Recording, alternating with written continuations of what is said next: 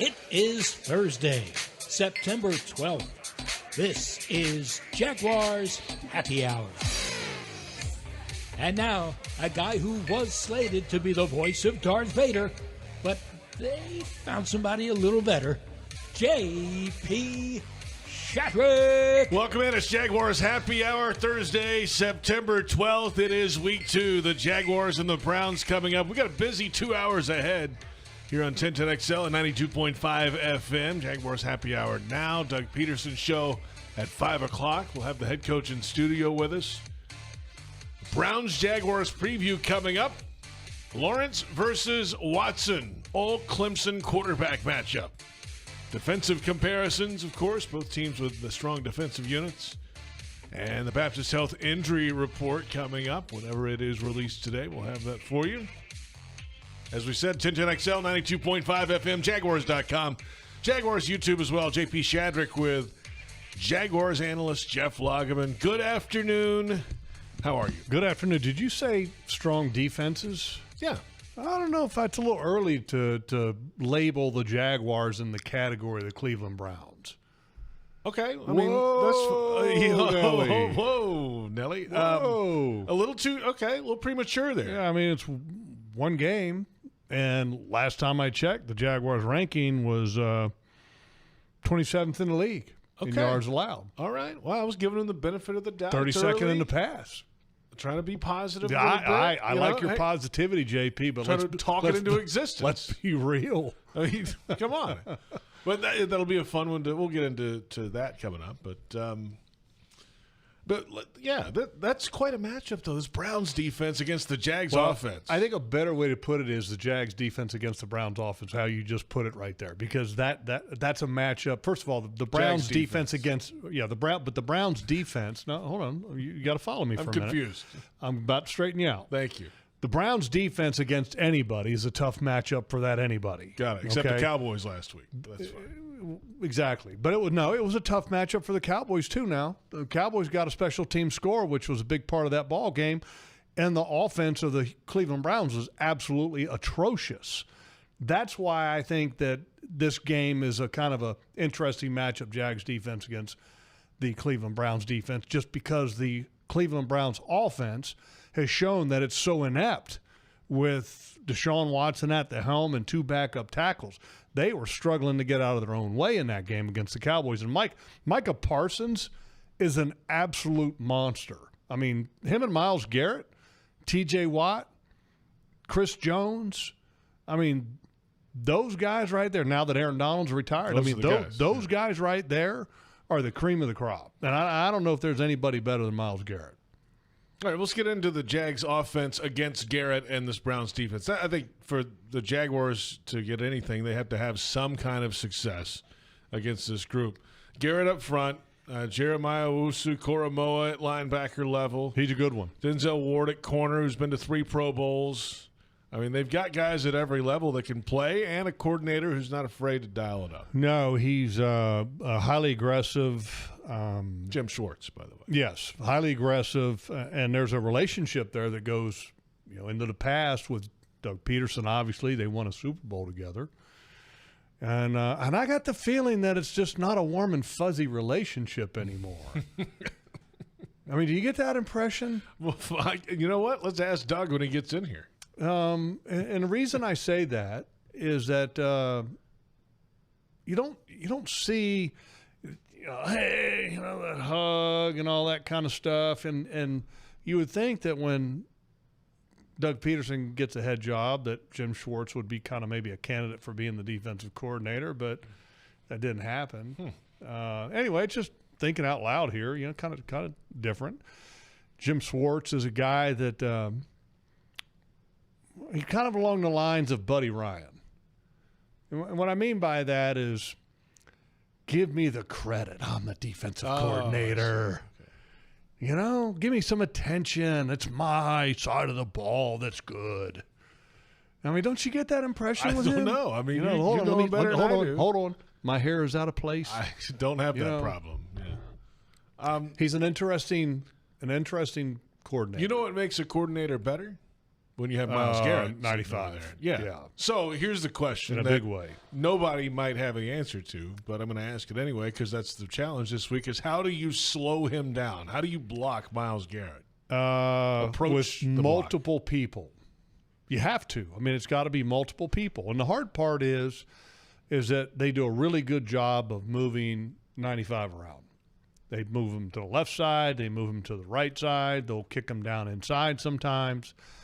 He can play a lot of different places. And there's not one person that can block him one-on-one in this league for long. No. I mean, there might be a play that you slow him down, but it's not like there's a guy that can just block him. I mean, he is – in fact, to go back to an event that I did with the Jaguar fan base and season ticket holders on Tuesday, me and Trent Baalke were on stage, and I asked Trent Baalke, because he's been in the league since 1998.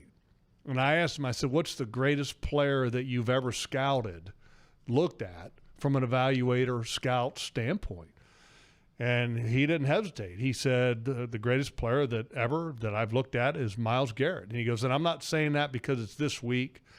And he said that even though at the time he said there was no chance of us being able to draft him, he said he was hands down by far the greatest talent that I've ever looked at. Well, that's the guy that the Jaguars are assigned to block this week. And it's coming a week after that the Jaguars tackles did not play particularly well. In fact, if you want to be completely honest, I'm looking at numbers right here on my Surface. What we got? Pro Football Focus numbers? Yeah, well, let me just say this. Oh, boy. And after the game, I said, me and Baselli were talking about the game and watched the film. And after watching the film, I said, that was not a good performance by Anton Harrison. In fact, before the game, I was telling Joe Rose, the color analyst for the Miami Dolphins, I was like, look, 77 is really good. I think he's our best offensive lineman. I mean, wouldn't you say that that's a fair assessment? Are you thinking that Anton Harrison was going to be the best offensive lineman for the Jaguars this year based on last year? Yeah, the way he cut, he's coming off had the a shoulder and he's back. had a good year with that. Yeah. And it's Boy, and after the game, I went to Joe and I apologized. And I said, man, I'm sorry for saying that about 77. I said, I thought he was better than that. I said, he didn't have a very good game. So I kind of looked like I didn't know what I was talking about to Joe a little bit. And then watching the film, he didn't play well. And you look at PFF grades, and I know that's not the end-all, be-all, but he was the third worst graded tackle in football. Is Garrett the type that, with the Chiefs, what's his name with the Chiefs? You just said it. Chris Jones. Chris Jones. Anyway. I have those moments too, JP. I'm having more of them lately. It's allowed. Wow. He can kind of pick his spots. You know what? I'm going to line up against this guy this down. I'm going to line up against this guy on this. And he has the ability to go pick out who he wants to rush against. I'm sure Garrett probably has that same thing. Right? Yeah, I don't think they give him the freedom to pick where he wants to go, but I think yes, it's some of that's very strategic. Yeah. And would they even put him in against a guard? Sure. He's more comfortable at the end because his skill set is a little bit more adept to play defensive end. But, he's big, he's strong, he's long, he's fast, he's athletic. He, he takes on double teams all the time. That's the world he lives in. That's the world that Chris Jones lives in. T.J. Watt, I don't know if he would get as much or as many double teams as them. Even though T.J. Watt statistically has had like the highest numbers in sack total over the last couple of years, defensive player of the year, great player, I think sometimes Micah Parsons and Myles Garrett draw more attention than T.J. Watt because some people watch T.J. and go, he doesn't quite have that, like those two guys do. But, he's still productive. But, Micah Parsons, Myles Garrett, Chris Jones, T.J. Watt, those guys are the unstoppable forces in the National Football League, and the Jaguars got to find a way to stop him this week, and it's not going to be easy because, look, the reality is you're going to have a hard time sometimes identifying where he's going to line up. Sometimes it's easier if you don't know where a guy's going to be at because then you can game plan your protection where you need that extra help at. Yeah, he's listed as a left end, but – no, he plays right, he plays left, he'll play wherever. He's that good. I mean, sometimes every week you hear broadcasters and analysts, inflate guys to make, great matchup. I'm not inflating anything here, folks. Myles Garrett is an absolute beast.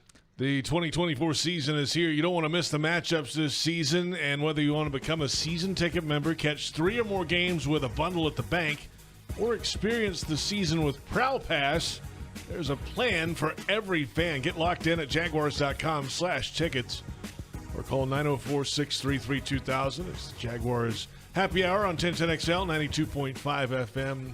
Yes, Jeff. How many sacks? Like you needed something to say. How many sacks did Jalen Phillips have in this past game? Last week? Yeah. A couple at least, didn't he? I mean, he was pretty good, right? Yeah. Jalen Phillips isn't even in the same stratosphere. Oh, sure. As a Myles Garrett. Yeah. The level of intensity is going to go raise dramatically this week. Here it is right here. Miami Dolphins, sacks, Jalen Phillips. Boy, Calais got one right out of the gate. Jalen Phillips had 1 sack. There you go. Calais got one. And on the first play of the game. First play. I mean, I don't know what Anton was doing on that play. It wasn't very good. I mean, they were bringing pressure. Calais was looping, and Anton was kind of going through the motions of play action and not selling it very good. I mean, it was – all I know is that if you think that that's going to work this week against Myles Garrett, it ain't going to work. How about the rest of this Browns defense? JOK, the linebacker, got a contract extension this offseason. They like him What'd a lot. you call him? JOK. That's what they call him. Jeremiah Owusu-Koramoah. JOK. I like that JOK. Am I allowed to use that in a broadcast on Sunday? They use it all the time. Do they really? It's not. I didn't just make it up. Owusu-Koramoah? Yeah.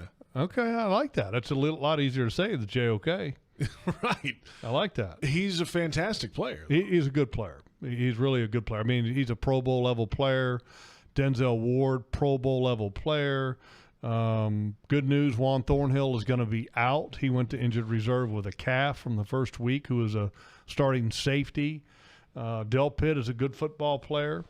Zadarius Smith, who was the opposite edge player of Myles Garrett, good football player. This is a tough matchup, And here's the other thing I'm going to point out. There were some performances by dependable guys on the Jaguars' offensive side of the ball that were not good. I mean, let me ask you a question. I can't wait to hear it. What do you expect out of Christian Kirk? I expect him to not drop as many balls as he did last week. What do you expect out of Evan Ingram? More looks. Better performances, right, on both of those guys. Yeah. They didn't play very well either. Right. Well, we saw the Kirk drops. Evan Ingram wasn't dropping the ball, but why was it not a good performance? Blocking was not great. But the guy had almost set the record for catches by a tight end in the NFL last year. He's only getting how many looks? A handful of targets, right? Okay. It's tough. Okay, but, part of getting looks is extending drives and helping in other ways. Right. I'm not saying it's not. I'm just stating the fact. If you looked at the blocking of Brenton Strange in this ball game, outstanding. He's obviously different player than Evan Ingram, but and I'm not asking Evan Ingram to become Brenton Strange. That's not what I'm asking. Because you know what Evan is. He's supposed to run down the field. That's his number one priority. Right? But it just didn't look the same. He's got to be better. Evan Ingram has to be better because, he's one of those guys you depend on. As the offense, I was talking to Press Taylor before the game, and he's talking about how the offense literally runs through Christian Kirk and Evan Ingram, and that's what we saw last year. We talked about it all off season. Yeah. Well, it didn't run through those two on Sunday. No. If you were looking at Sunday's game, you would think that, okay, then maybe the offense needs to run through Brian Thomas Jr. and Tank Bigsby. So anyway, it's got to be better from the guys that you're counting on, and the dependable veterans. They need to be dependable each and every week. We've got plenty ahead. We're back in a moment. We'll hear from Josh Hines-Allen on Deshaun Watson and the challenge of facing, I guess he was in his heyday, a dual threat type guy. We'll see if he's still got it. We'll hear from JHA coming up in just a moment. And, of course, a little bit later, the injury report before the Browns-Jaguars matchup. We're on 1010XL, 92.5 FM, Jaguars.com, and Jaguars YouTube. This is Jaguars Happy Hour.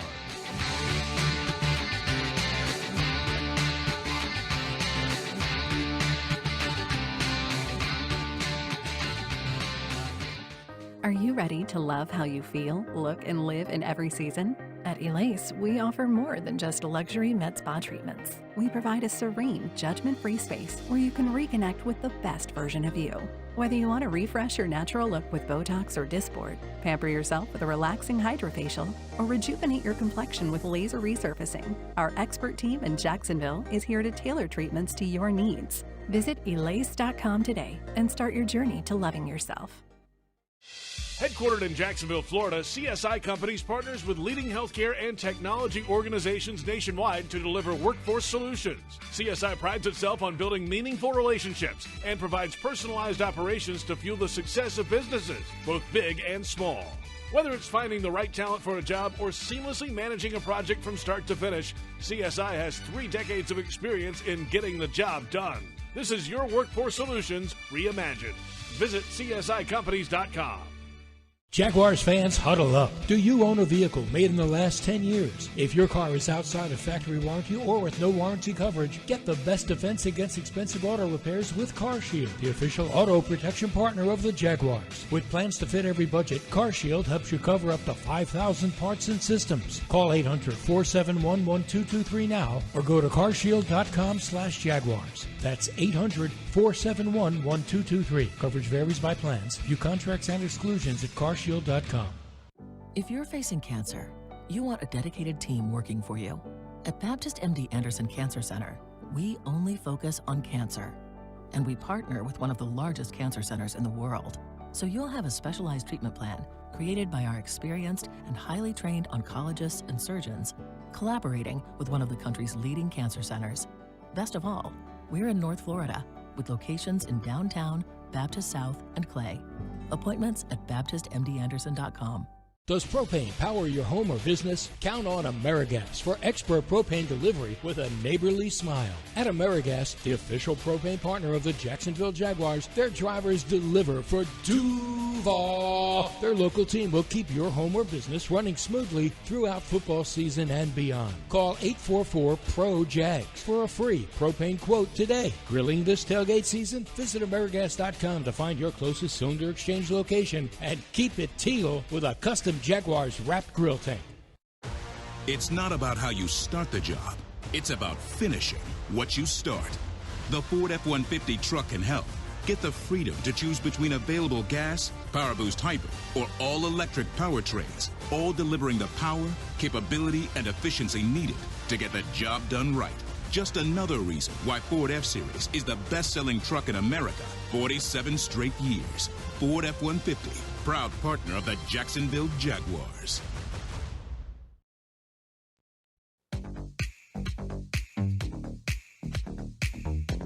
Just from last week too, rushers having them wrapped up, and him still having that capability to get away. So just being dialed in on, when you have him, it's going to take probably more than 1-2 people to get him down. So, just jump on him and hold on for dear life. Because he still has all capability of getting out at any tackle. It's JHA, Josh Hines Allen, and discussion about Deshaun Watson, the Browns quarterback. First round pick, of course, of the Texans back in 2017, traded to the Browns in 22. And now, after starting 13 games for the Browns, he's 8-5 as a starter there, trying to get it on track. A lot of stuff going on off the field around Deshaun Watson again this week. His father passed away apparently last week too, so there's been a lot happening with him on the field. And welcome back. It's Jaguars Happy Hour. J.P. Shadrick with Jeff Lageman. Glad you're with us on 1010XL, 92.5 FM, Jaguars.com, and Jaguars YouTube ahead of the Browns-Jaguars matchup presented by Everbank, now called Trevor Bank. They put the signage up today outside on the stadium. Really? The TR in front of Everbank. Oh, yeah. Yeah. All right.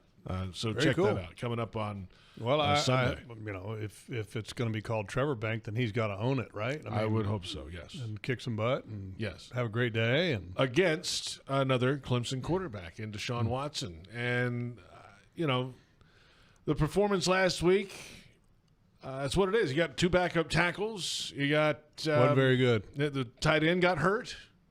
And first game out. Yeah, it was not good. The question is the old Deshaun still in there somewhere? Because talking to Fred Taylor this week, and you'll hear that on Countdown to Kickoff on Sunday and on the Jags Podcast Network. I mean, he's talked with Deshaun before, and he does everything the right way in preparing for a season. But it just hasn't shown up on the field in Cleveland. I don't know how anybody can give all of their attention and be good at football with everything that he has had going on over the last couple of years. From the massage therapy accusations to this latest one of sexual assault to sitting out basically almost two entire seasons, 1 year essentially on the commissioner's list. A second year he had, I think it was an 11-game suspension. There's been conversations about that this could be considered the worst trade in NFL history. And if you look at it from a value standpoint, this is by far the worst trade in National Football League history. The Texans fleeced the Cleveland Browns. Fleeced them. I mean, did you see what they gave up? It's the first round, and they've hit on all the picks they got too. By the way, most importantly, they gave up $240 million guaranteed. And I got a feeling that the Cleveland Browns organization is quietly hoping that this latest allegation leads to a league suspension and they can get out from underneath of the contract of Deshaun Watson. I wouldn't be a bit surprised. I mean, look what they gave up. They gave up. The Texans got Cleveland's 2022 first and fourth round picks. They got the first and the third in the 2023 draft. And then in this past spring's draft, they got the first and the fourth.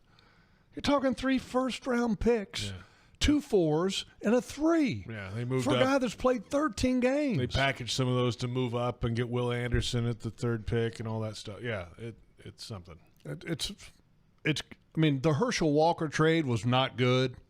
That's probably the number one all-time one-sided deal. Well, because it led to multiple Super Bowls of the Dallas Cowboys and multiple foundational building blocks of the Jimmy Johnson-led Cowboys. Mm-hmm. So, I mean, I think that one still goes. But, I mean, from just a monetary performance standpoint, this is the worst. I mean, by far, this is the worst. Can he get back to the form that he had with the Texans? I don't know. I think he made, a couple Pro Bowls or 1 Pro Bowl? 2 or 3, I think it was. 3.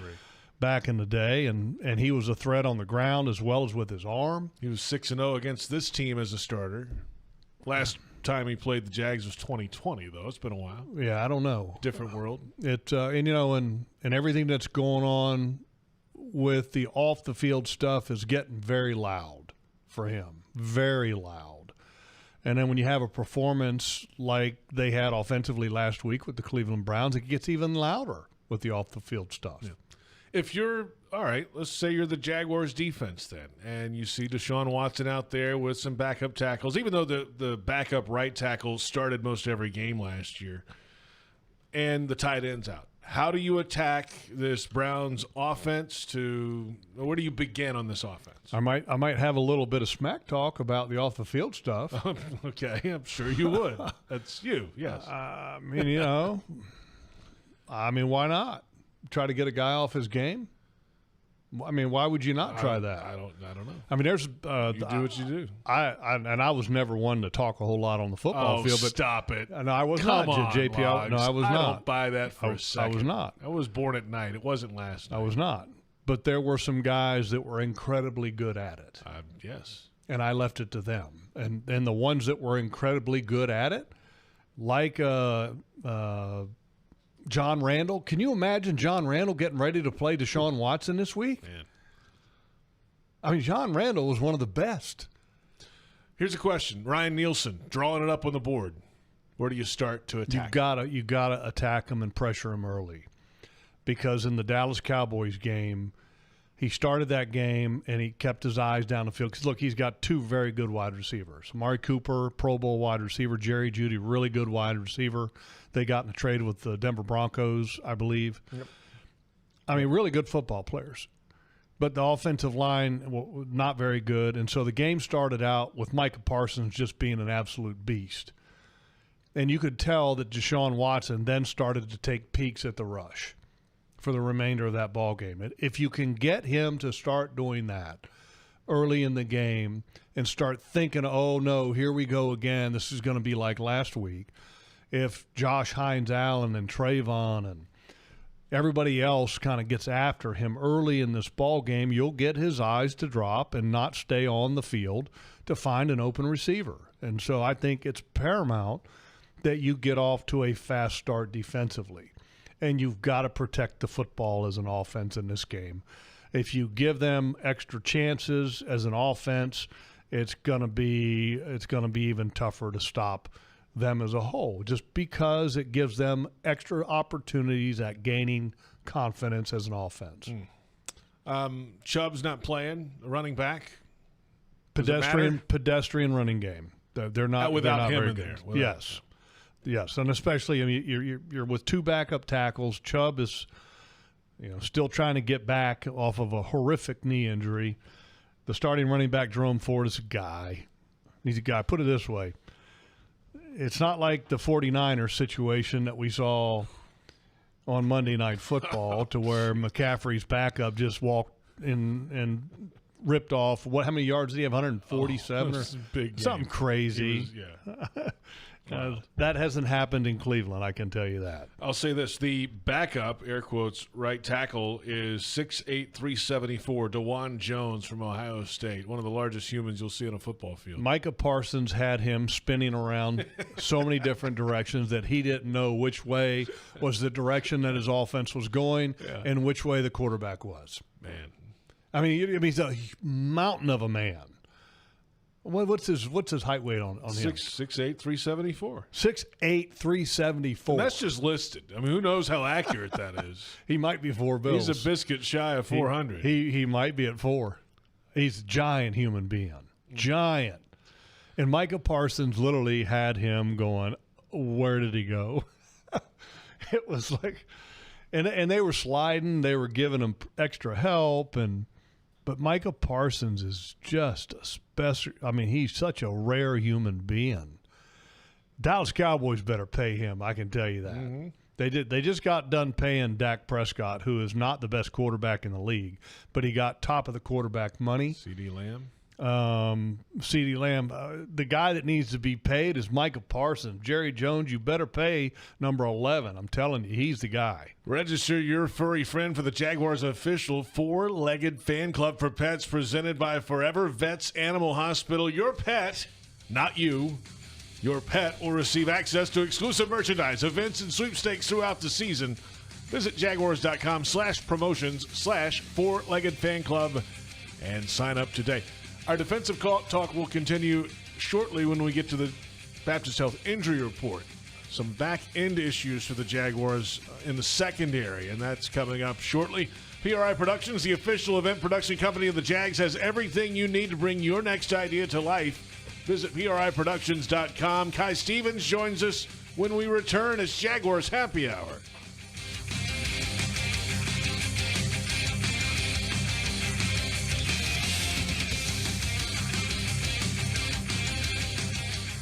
Hey, Jags fans, stop dreaming of creating your game day fan cave and build the Jaguars den of your dreams with ZipChair. When it comes to maximum comfort, ZipChair.com is the only place for officially licensed Jaguars recliners, sofas, bar stools, office and gaming chairs, all featuring high-quality embroidered Jags logos.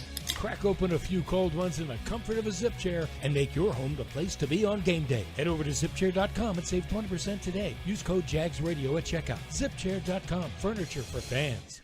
Want to be up close and personal with the Jaguars as they take the field?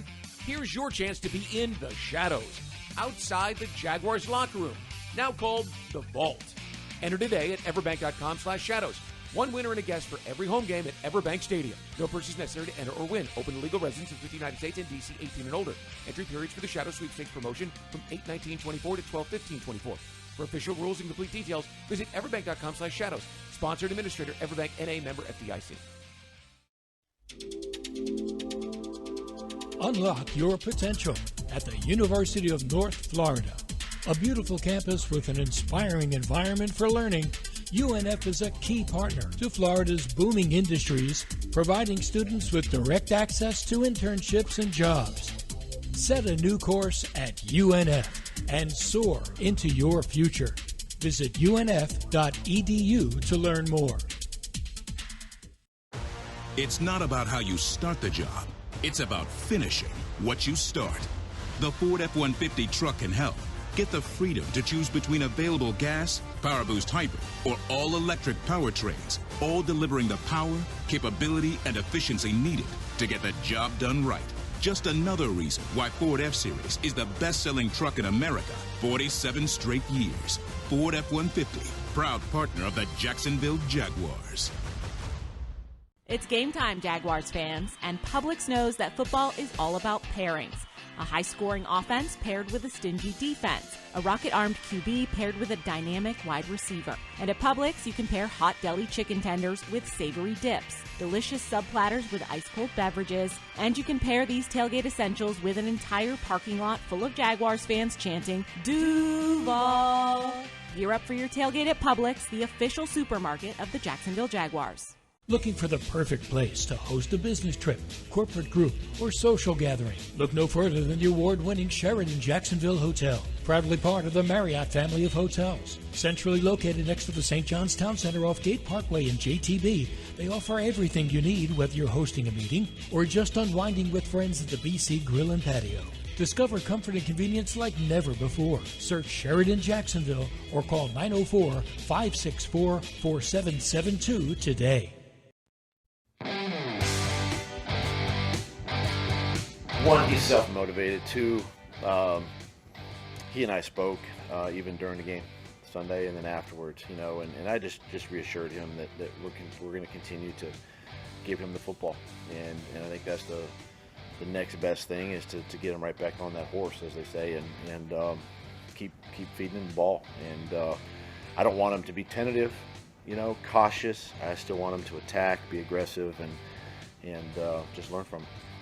Head coach Doug Pederson earlier this week on Travis Etienne and his bounce-back ability from the key fumble last week down in South Florida. And it's Jaguars Happy Hour. Welcome back. J.P. Shadrick, Jeff Lageman. We're at the Hyundai Studios of the Miller Electric Center, 1010XL, 92.5 FM, Jaguars.com, Jaguars YouTube, all the places. Kai Stevens joining us in studio now, Jaguars media maven. I'm at all the places today. I think I'm going to be on every single show today. So if Jaguars fans are sick of me, I'm going to be here all night. It's impossible. I'm going to be here all night. It is impossible. There's never too much Kai Stevens on radio. I love it. I'm sure that's what my mom would say too, but thank you. That's right. So that's one part of the offense last week, the running game. We saw some good things from Etienne. We saw the fumble was not one of those good things. Tank Bigsby had some moments last week where, okay, this is a step in the right direction, but pass protection and a couple of things didn't work well for him either. Well, first of all, give Tank credit. It's a drastic improvement from last year. Powerful, full head of steam. There was one play in particular I'm not sure on, but Anton Harrison looked like he was expecting a little help from Tank Bigsby, and he didn't get it, and led to a sack pressure. But a good start for Tank Bigsby, overall, but it's got to be better, right? It's got to be better, but I liked it. I'm sure you could speak to it specifically, Jeff, with the plays, but I know last season a lot of the issues were Tank not being able to kind of pick up the blitz, and that's what kept him off the field a lot of the time, and I think that kind of got to his confidence. Fumbles. Yeah. Some of that's Trevor throwing it real hot at his head, though. True. At least in the Indianapolis game. So I'll give him that, but I know a lot of the coaching staff was kind of concerned, at least last year, with whether they could trust him to do the other things that he needed to do. Because if he's going to run the ball every time he's on the field, that takes away some of what he'll be able to do. So obviously we saw some stuff from him last week. Hopefully we'll see that continue to improve. And Travis, I think, was impressive in the locker room the other day, JP, just his attitude to I mean, he's just a very straightforward, honest person. Spoke after the game, which not everybody does when they do something like that. He owned it. He absolutely did. He's not afraid of tough questions. He owned it, and he admitted it probably sat with him an extra day, whereas other times you can kind of flush the game out of your mind, but it sat with him an extra day, but now he's moving on from it. He's not going to be defined by it. Some people take this and kind of just never, let it become an issue. Don't want to speak too soon, but I feel like at least mentally he's in a good spot. I don't worry about him. I don't. I think he's a mature, tough competitor. I think he's going to bounce back fine. I liked what the coaching staff did in that ball game, and that after the fumble, which was significant. It seemed to be the turning point of the game. If you're just, don't know anything and you come down from Mars and you look at the game book, the play sheet, you can see that the game turned on that play. It was a 14-point swing. But they gave the ball right back to him on the next drive on offense. And I thought that was a real good sign. And some guys you don't do that with. But with Etienne, you're going to do that with because he's a trusted player. And he's had a lot of big moments for you. And for one of those guys, you got to give the ball back to him to let him know. It's okay, we trust you. In last week's game, Trevor Lawrence was 12 of 21 passing, 162 yards, threw a touchdown pass, which was a fantastic throw. He's going to be playing in a stadium with his name on it this week. So, Trevor Bank. What do you need from Trevor this week, Guy?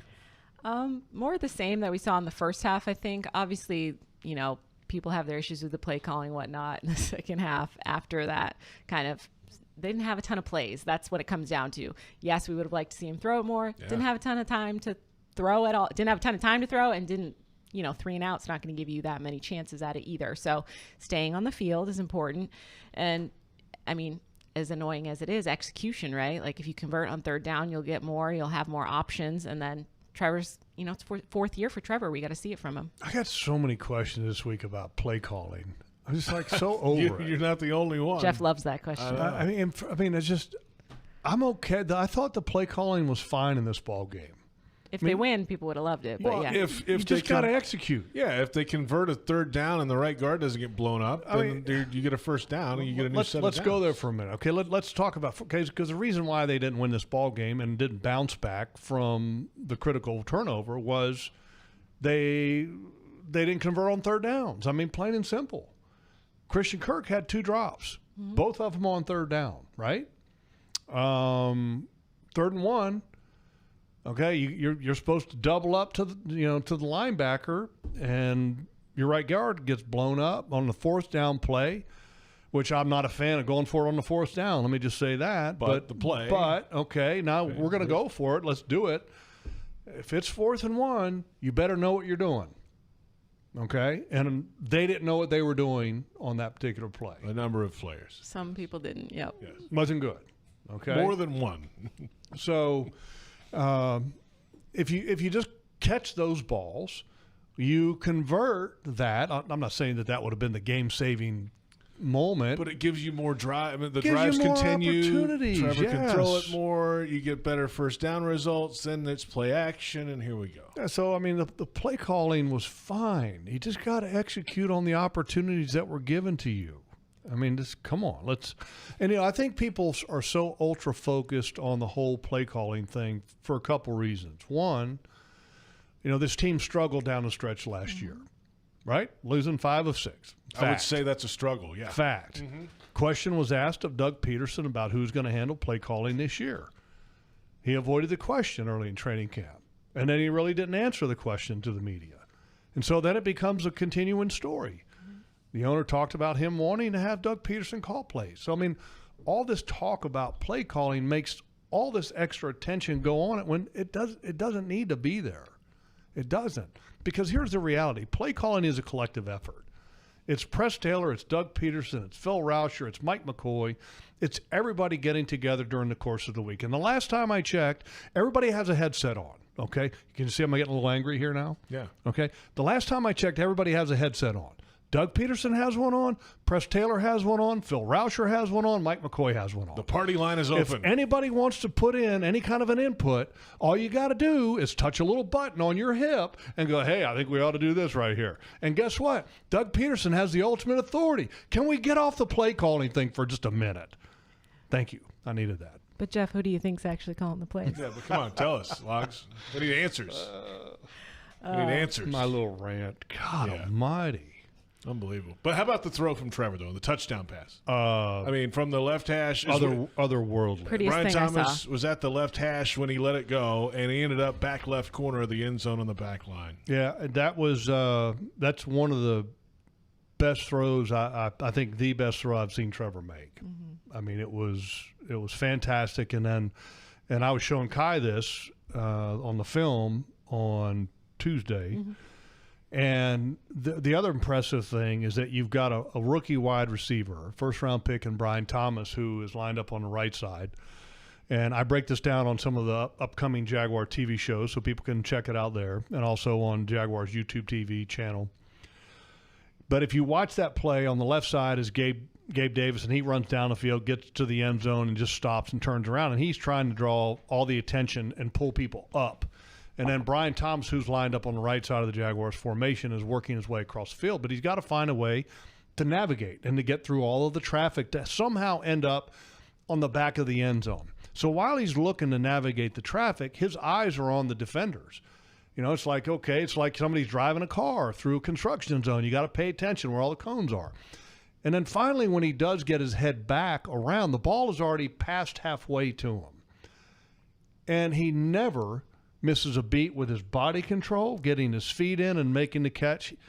He made it look so easy that is also not just an elite throw, that's an elite play by a rookie, and it's your first-round pick, and people, that gets me excited, that play right there. I'm talking big-time excitement. Almost excited as play calling debate. No, not quite as high. Different directions. Yeah, right. I think the body awareness is cool, Jeff, what you're talking about, because for him to be able to do all that, keep his feet in bounds, I think a lot of last year, not calling anybody out, but just it didn't quite work out the same way. They're, getting the feet in, whether it was Zay Jones or whoever it was. Yeah. Or the throw wasn't allowing them to do that either. The throw being on point, and, credit to Trevor for practicing that, putting the throw where it needed to be, and Brian for, as you mentioned, being able to find the ball in the middle of the throw and then still get his feet in. Wasn't even looking down when he did it. So you're just like, to have that awareness of where you are. There's a lot of people that don't have that and don't ever pick that up. So the natural ability, he has to do that. And for me, it's always been, he's so fast in a way that is deceiving because he's with you. And then it's like, boop. Yeah, ask Jalen Ramsey. Yes, yeah. Jalen knows well. I'm going to ask him tonight and see if he'll tell us what he told Jalen, but I don't think he will. That was the best. That was really good. That was great. Blowing by Jalen. The quietest guy on the team. Blow by Jalen Ramsey, and then you draw the PI call, and then Jalen wants to get up and talk smack. And last time I checked, you're not really in a position to talk smack when you just had to get a PI penalty to save a touchdown. 60-yard PI. You might want to, not chirp at that moment, but he decided to chirp, and Brian I'm talking – chirped right back. And I was going, now that's a guy that's got some – he may be quiet to everybody, okay, and not say a whole lot, but that right there, that's a dog. And I'm not talking a bad dog. I mean, you remember the Lawrence Taylor, the famous saying on NFL films, we got to go out there by like a bunch of crazed dogs. That's the dog I'm talking about. I was loving that. It's like the photo of the X-ray with the dog in the chest cavity. Little dog in him. Yeah, dog in him there. You mentioned tonight, so that means he's on the show tonight on Jaguars All Access. Yes, we have two guests tonight on All Access. Christian Kirk couldn't be with us last week, so he's going to come this week, and he will be bringing Ryan Thomas Jr. along with him. Wow. 2 for the price of 1. Exactly. Isn't that awesome? Love that. It's outstanding. That's at 7 o'clock. And not to mention some of the best wings on the planet. Jeff's favorite. How many did you eat last week? 25 we did as 20? a family. Oh, I thought just you. No, not just me. I think the most I've done at one sitting has been 12. Yeah, that's when you get the itis. Got to go take a nap. But I get real full. I could have done the 15 that night, but I was just like, too much. I'll be really uncomfortable. I better not. Yeah. They're good, though. They are good. Good. Better really than good. They're great. Strings Sports Brewery. Alabama White Wings, man. Yeah. I'm all over that. 7 o'clock. Get there early. Absolutely. Should be a good crowd tonight, right? Yeah. Should be a great Why crowd. Not? It's raining outside. Nothing else to do. Come on down. Love that. Can we stop with the rain? Along with the questions about play calling. Can I go off on a tangent about the rain? Please do. We can wait for that Saturday morning on the outdoor show. The rain. How many days in a row has it rained now? Like 10, right? Feels like a million. Maybe the sun will come out on Sunday. What is it going to come out on Sunday? I have no idea. Kai, please tell me that's the truth. Please tell me. I don't know. Kai, you'll be back for the bulk of the Doug Pederson Show. Appreciate that. I shall. Well, JP's a busy man. He has to dip out a little bit. We're looking forward to that. He's in high demand. We're looking forward to that. Thank you. That's Kai Stevens. And if you're looking for the MVP of the truck game, we got the MVP of the Jaguars media game here. That's Kai. The MVP of the truck game, you better check out the 2024 Ford F-150. Loaded with impressive capability and game-changing tech, you can dominate, work, play, and everything in between. Test drive an F-150 at your local Ford dealer. Proud partner of the Jacksonville Jaguars on 1010XL, 92.5, Jaguars.com, and Jaguars YouTube. We're back with the Baptist Health Injury Report on Jaguars Happy Hour.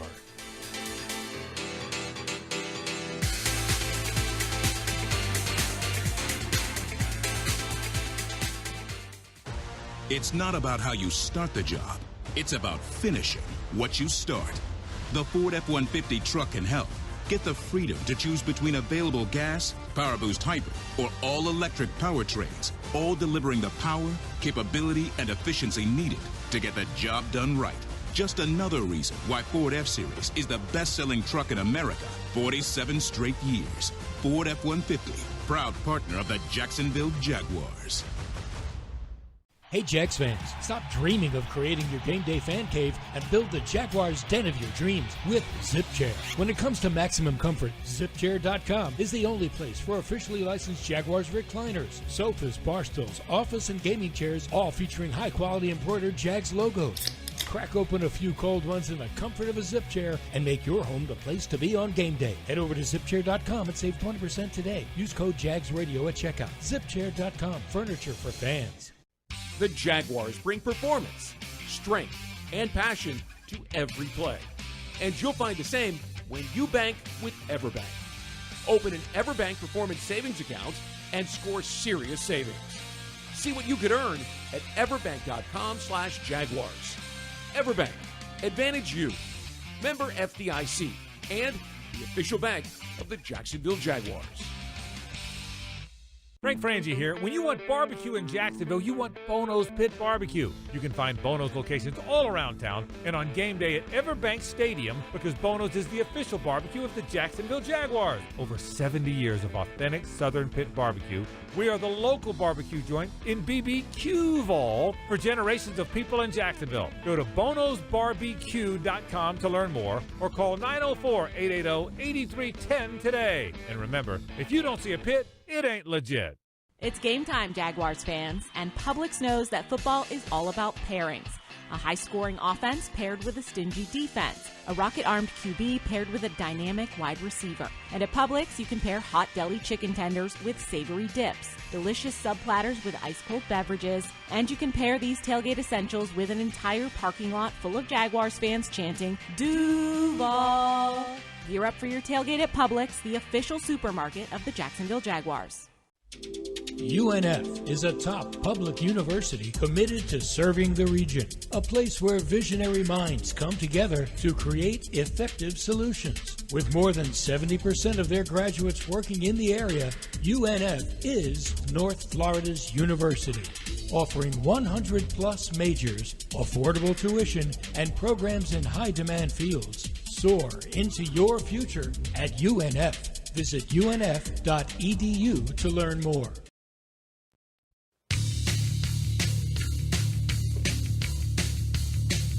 Welcome back. It's Jaguars Happy Hour from the Hyundai Studios, the Miller Electric Center. J.P. Shadrick with Jeff Lageman. Our thanks to Kai Stevens. Coming up in about 12 minutes, the Doug Pederson Show. We'll get some answers from the head coach in studio. He'll join us with some final thoughts, very final thoughts about the Dolphins game, but how they carry over and get better moving ahead this week and bounce back against the Browns. We'll ask him all that coming up at 5 o'clock on the Jaguars Radio Network. We're on 1010XL, 92.5 FM, and Jaguars.com and Jaguars YouTube. All the places as usual. Countdown to kickoff is on. We want to put a little pep in your step with Spirit Week presented by UF Health. Leading up to the home opener against the Browns, keep your eyes and ears open for cool ways to win big. For more, go to jaguars.com/sweepstakes. It's always fun. The home opener. Oh, yeah. Come on, man. Yeah, oh, yeah. Yeah, I hope the weather's okay. But there's nothing better than having the energy at a fever pitch in Trevor Bank, I guess now, right? Trevor Bank. By the way, whose responsibility is it to change the road signs? Just out of curiosity, it's a good question. I don't know. I'm kind of wondering because every time I'm coming to the stadium, I'm seeing TIAA Bank this way. Do we need to contact the mayor's office? You can do whatever you want. I'm not going to do anything. FDOT. I mean, who do we call about that? That's a great question. I mean, and would we have to change that to Trevor Bank? They might just ask you to just do it. Okay, I'm just curious here. Don't ask the questions you don't want to hear the answers. Give me the the injury report. You mentioned earlier about injury report. I was going to. We were having a nice conversation about road signage. Totally sidetracked. Sorry, but I want to hear it because you said it's important. It is very important. It's always important. Certainly this week, the injury report is presented by Baptist Health, changing healthcare for good. So, the Jaguars safety Daniel Thomas, special teams ace, did not play last week, limited both days this week so far with the Achilles injury. Cam Robinson, left tackle, has been limited both days this week with a knee injury. Darnell Savage added to the report today with a quadriceps injury, did not practice today. He was on the field yesterday, did not practice Thursday. That's not a good sign. Linebacker Caleb Johnson, also a special teams ace, was on the field yesterday, limited today with a back issue. And defensive tackle Tyler Lacey with a toe injury. He did practice Wednesday, limited today. So the additions of Savage, Caleb Johnson, and Tyler Lacey to the report this week today. Darnell Savage not practicing on top of Tyson Campbell, of course, placed on injured reserve earlier today at corner. That means essentially two starters could be down this week if Savage doesn't get back. Definitely going to be watching the Darnell Savage when it comes to tomorrow for the game designation. Because it felt like he came out of the game okay, right? I mean, something had to have happened yesterday. He wasn't on the injury report on Wednesday. Right, so something had to have happened yesterday. I guess, today. Yeah, that's concerning. And then on top of that, Tyson Campbell going to injured reserve. I mean, last year he had – here's the thing I worry about with that. With Tyson. Focusing on Tyson now. Last year he injured his left hamstring. I think it was his right this year. So two different hamstrings, okay? But you go back to last year, and I think he missed 6 games last year. He missed a lot of time. Was he ever the same after the hamstring? It didn't feel like it. No. No, remember he was even inactive for one game to kind of let him go back and heal a little bit more. So my concern is now you have another hamstring, but then if you looked at when he returned last year, well, when he returns this year, is he going to be back and okay? Or is it going to be kind of like last year where he never got back to the level of play that we kind of expected out of Tyson and what he probably expected out of himself? I mean, so that's concerning. But for this week in particular, if something's going on with Savage, I mean, that's something that's you're talking about 2 guys. If Savage doesn't go, then most likely Jarian Jones is your nickel. I don't like those injuries that just pop up during the week. Yeah, that's not good. Yeah. So I mean, fingers crossed that he's okay. But if he's not, Jarian Jones is probably the guy at nickel, right? Maybe. Yeah, probably so at nickel because he played some snaps there in the game, and he's done that before. Yeah. He's been trained in all of that. You know, the first question is it who's going to take the place of Tyson Campbell? Monteric Brown. We're going to ask Doug about that here in a little bit. Yeah, we'll ask him. We saw in the game minutes that it was Monteric Brown or Buster Brown. Yeah. It's the nickname, I guess. But here's the question. In the game against the Miami Dolphins, you had Monteric Brown move in and play corner, but it also was a game that you were playing a lot of dime, et cetera. So what are you going to do this week where I don't think you're going to get to a lot of dime. You're just going to be in a lot of nickel. Here's another thing. Terrell Edmonds, who was activated last week because Daniel Thomas was not available to play, got signed off of the practice squad by the Pittsburgh Steelers to their active roster. He is now no longer available to bring up as a practice squad elevation for Daniel Thomas. So is Daniel Thomas ready to go? He's still on the injury report. Still on there. He's limited. So the Jaguars did sign Trey Flowers to the active roster to make up for the loss of Tyson Campbell on the active roster. So Trey Flowers, a veteran corner, long, tall guy that I like. He's got the ability to put hands on guys. But I mean, yeah, this is definitely something that is worth watching as we move towards game day. All right, you want to get some Browns injuries? There's a handful. There's actually a couple notables here that were added today. Yeah, give them to me. The ones added today. Myles Garrett did not practice today with a foot injury. Yeah, was on the field yesterday. That's concerning too, right? One that pops up. Was he on it? Was he on the injury report yesterday at all? No, he practiced full yesterday. Okay, that's was not on the report yesterday. Kind of like Savage, right? Did or did not practice today? He did not practice today. That's concerning. Myles Garrett, defensive end Zadarius Smith, back. Was on the field yesterday, did not today. He is, by the way, for people that don't know, he is the other edge player in Cleveland's defense. So we'll see what they do tomorrow. He had a sack last week. Yeah. Let's see. Shadrick Wills Jr., the tackle, one of the starting left tackle, with a knee injury, did not play last week, did not practice yesterday, limited today. Jack Conklin, limited both days this week. He's the right tackle who is, at least on the depth chart, the starter. And neither one of those guys played in the opening week. Conklin had an ACL early in the season last year, and then Wills had an MCL about the midpoint of last season, and both of them are trying to get back. So there you have it. Those are the most notable. There's a couple of other minor ones, but a lot of those guys have been full both days. You know what's kind of weird is Wills had, I think it was week 9, the injury that he sustained, which he ended up having an arthroscopic procedure, and I believe it was maybe an MCL. But for him not to be ready by now is kind of surprising. Now with Conklin was late in the year, correct? Or was he early in the year? He was early in the year. Yeah, that's right. And sometimes a guy that's coming back from an ACL typically takes about a year. So it even is a little bit surprising that Conklin is not back as well, because most guys are back from an ACL usually in about 9 months, 10 months, somewhere in there. And he's like at a year right now. Kind of odd. Apparently, hopefully they miss another week, by the way. Mary Kay Cabot of Cleveland.com said that Zadarius Smith and Myles Garrett said the injuries are not believed to be serious. They're mostly experiencing soreness in those areas. As of now, they're both expected to face the Jags Sunday. But the fact that they're on there tells you something is going on. Yeah. We'll see. If Myles Garrett is not able to play, that would not hurt my feelings one bit. You think? Yeah. Not a bit.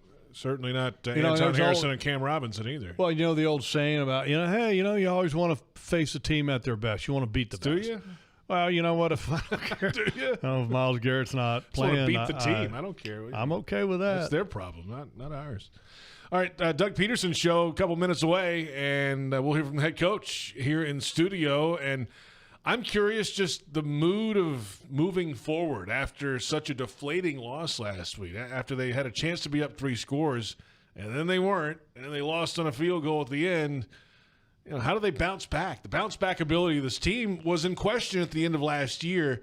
Do they have it this year? Yeah. I think I'm curious about that. I'm curious about how you're going to block 95. That's a good question, too. Yeah. It's a good strategy. You go back last year, remember the game in Cleveland. Trevor had a tough day, had 3 interceptions. Evan Ingram had a great day, marvelous day. So did David Njoku on the other side. Unfortunately, we blew how many coverages in that game? Yeah, a bunch. He had 2 touchdowns. Yeah. But I'll just never forget that Ezra Cleveland was moved to left tackle. That's right. And that was that game, wasn't it? And I didn't like that move because of the injury to Cam and then also to Walker Little. And I was just going, I don't know about this. And what it is. And then Ezra ended up getting his knee hurt.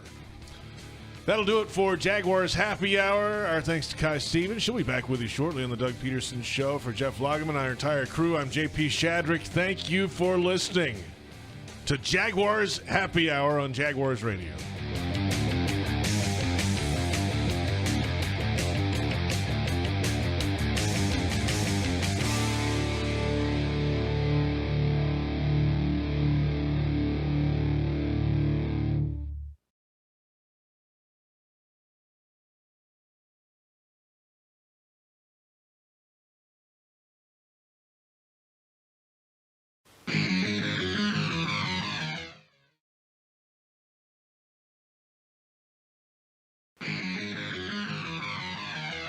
Welcome to the Doug Pederson Show. Brought to you by Fresh from Florida.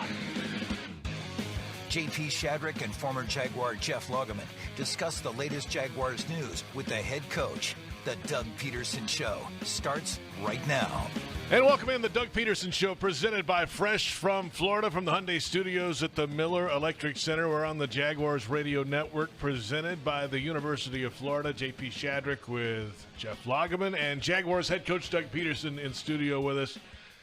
All right, bounce back ability. We're going to find out how this team responds. How has it been so far this week after the loss in Miami? It's been good. You guys have really, I think, taken Sunday's loss. You know, I want to say they've taken it hard. They've taken it from the standpoint we felt like we kind of let one slide. You know, we didn't finish that football game, and we had every opportunity to do that, especially there at the end of the third quarter, and really kind of put the game away. We felt like, and it was just a change of events, right? I mean, we get the fumble, and then next thing you know is an 80-yard touchdown. So those are things that we have to eliminate. Obviously, we understand that, but the guys have been in a good frame of mind. They've been focused and, focused on the Browns. So many different times, as a coach or as a player, sometimes you're like, hey, we just got to move past it. Let's flush that one and move on. Is it good sometimes to chew on a tough one, maybe a little bit longer than flushing it right away?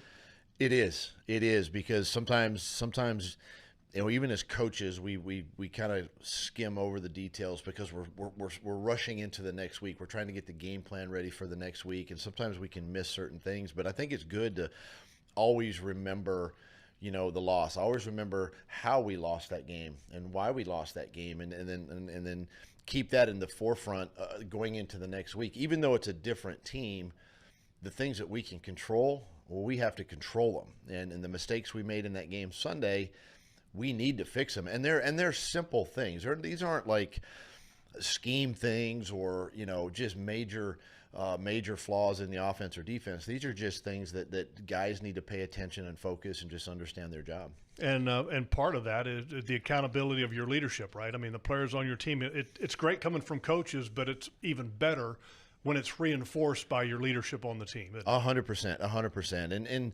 And look, there are mistakes going to be made. There's going to be mistakes made. I'm not discounting that, but I think too when the leadership of your football team, whether it's your quarterback or tight end or an offensive lineman or maybe a secondary player, D-line, whoever it is, can hold each other accountable. That's when you really know that, hey, I'm playing for you, the guy next to me, and not necessarily I'm playing for the coach, right? You're playing for your buddy and the guy that's in the trenches with you. One play I wanted to bring up because, and it's on the positive side, Brian Thomas Jr., his first game as a pro, and to go to that touchdown play, there were so many things that were really cool about it. The throw by Trevor was amazing. The design was great. But Brian Thomas, as he's navigating the waters to get across the field, he is literally looking at the defenders to try to find a path to get where he needs to go. By the time his head gets back to the ball is past 50% on the way to him, and he absolutely makes it look effortless about how he controls his body. The feet are in, the catch. You would have thought that he was tracking the ball for an hour. It looked so easy.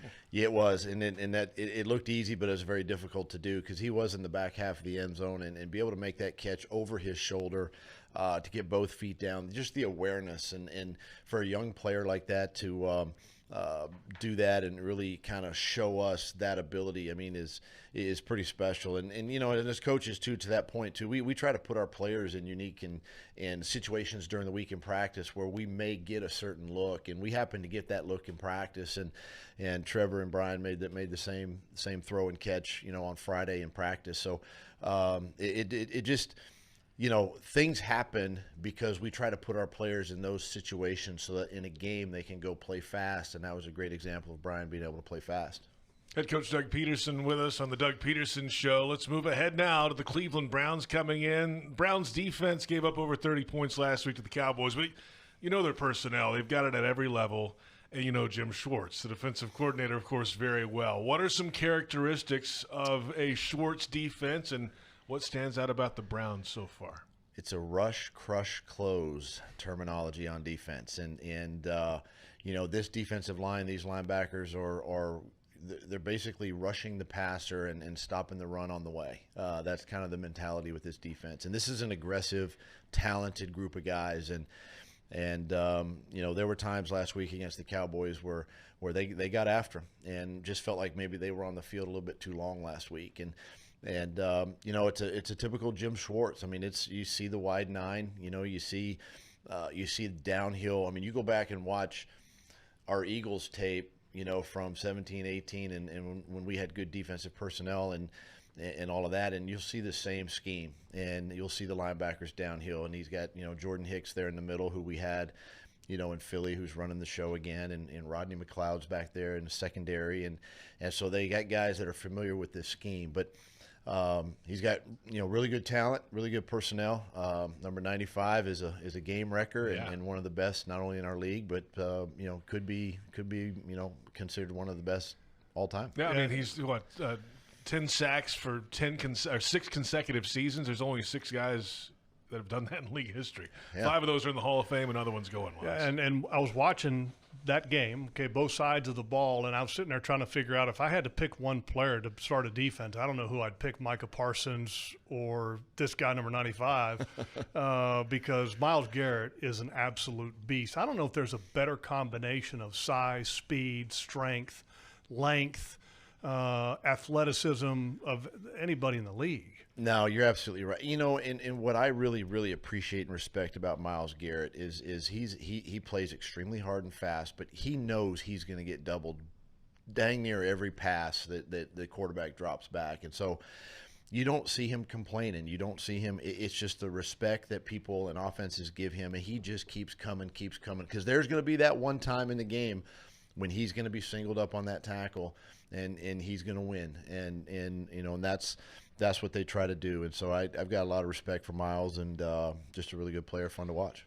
The lingo this week: chips, bumps, doubles. It's got to be part of the game plan, right? I mean, it's natural. It is. It's natural. Anytime you're playing guys like this, and then they've got 2 edge players, really, you know, and you know, but yeah, wherever 95 is, we got to account for him. He'll primarily be on our left as an offense. He'll line up sometimes to our right. He'll line up over the center. He could be a 3 technique. So, you know, much like the Chris Jones in Kansas City, where he's very versatile alignment-wise, we have to be careful and understand where he's at.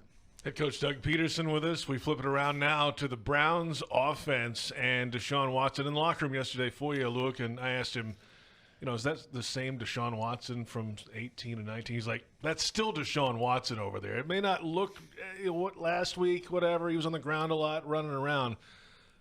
Does he still have that in him when you look at him on tape? Yes, he does, and that's the thing that you can't go to sleep on any of these guys and any of these players. And you know, I've played against Deshaun. I shouldn't say I played, but I coached against Deshaun Watson when I was in Philly, and he can go out there and rush for 2 and run for 2, you know, in a hurry. And, you know, he still has the arm talent and the ability to push the ball down the field, and he's got some skill and ability around him. So, again, another player that good player, good quarterback, leading that football team, and another one you got to be careful about.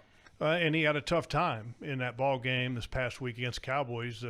2 backup tackles, and not sure what's going to be available for the Browns this week, but how important is it to get to him early? Because it appeared that when the Cowboys got to him early, you know, look, as a quarterback sometimes when it starts coming hot and early, you know, your eyes maybe drop a little bit and start taking a peek before you get all the way back in your drop. Yeah, they do, and that's something that if you can, any game that you're in, if you can get to your quarterback or their quarterback early and try to hit him, knock him around, even if it's not a sack and you're still around the quarterback, they feel that as the game goes on. Eyes begin to drop. It gets off their progressions a little bit faster, and this is what we've got to you know, do with our front, you know, this week. And if he's got time, I mean, you've got 2 guys on the outside of Amari Cooper, Jerry Jeudy, pretty good players. On your side of the ball, Tyson Campbell had an injury this past game. What do you do there to try to make up for his loss? Well, we've got some options there. Obviously, Buster, I thought, has played for us. He's played well. He filled in last week, did a nice job. We know Jarian Jones can move out and play some corner if need be. Trey Flowers is another one that we could, obviously can bring and have a role there, as a corner safety. So there's some options and some opportunities, and but again, it can be an offense that can get hot. I've seen them do that, and again, you just got to be disciplined in your rules. All right, Coach, final thought from me here. I mean, this is coming back home, opening the bank for Trevor Bank Stadium. That was announced today, by the way, for the 2024 season. Strong performance coming off last week, and what gives you the confidence overall that this Jaguars team can bring that complete performance against the Browns? I think the biggest thing is the leadership of the football team. They're the ones that are going to have to do it, and they're going to have to bring it on Sunday, and we're excited to be at home in front of our fans and have a good crowd there, but it's the leadership of the football team. Those are the guys that I lean on, and those are the ones that are going to have to step up in this game and lead us on to potentially a victory. It's always good to kind of get right at home, isn't it? When you got that crowd loud, and fired up. I mean, the bank will rock. There's nothing better, and you got to take care of home field, so to speak, and it starts Sunday. Doug, thanks for the time as always. We'll see you next week. Yep, thank you. Head coach Doug Pederson with us. Kai Stevens takes you the rest of the way. When we return, it's the Doug Pederson Show on the Jaguars Radio Network.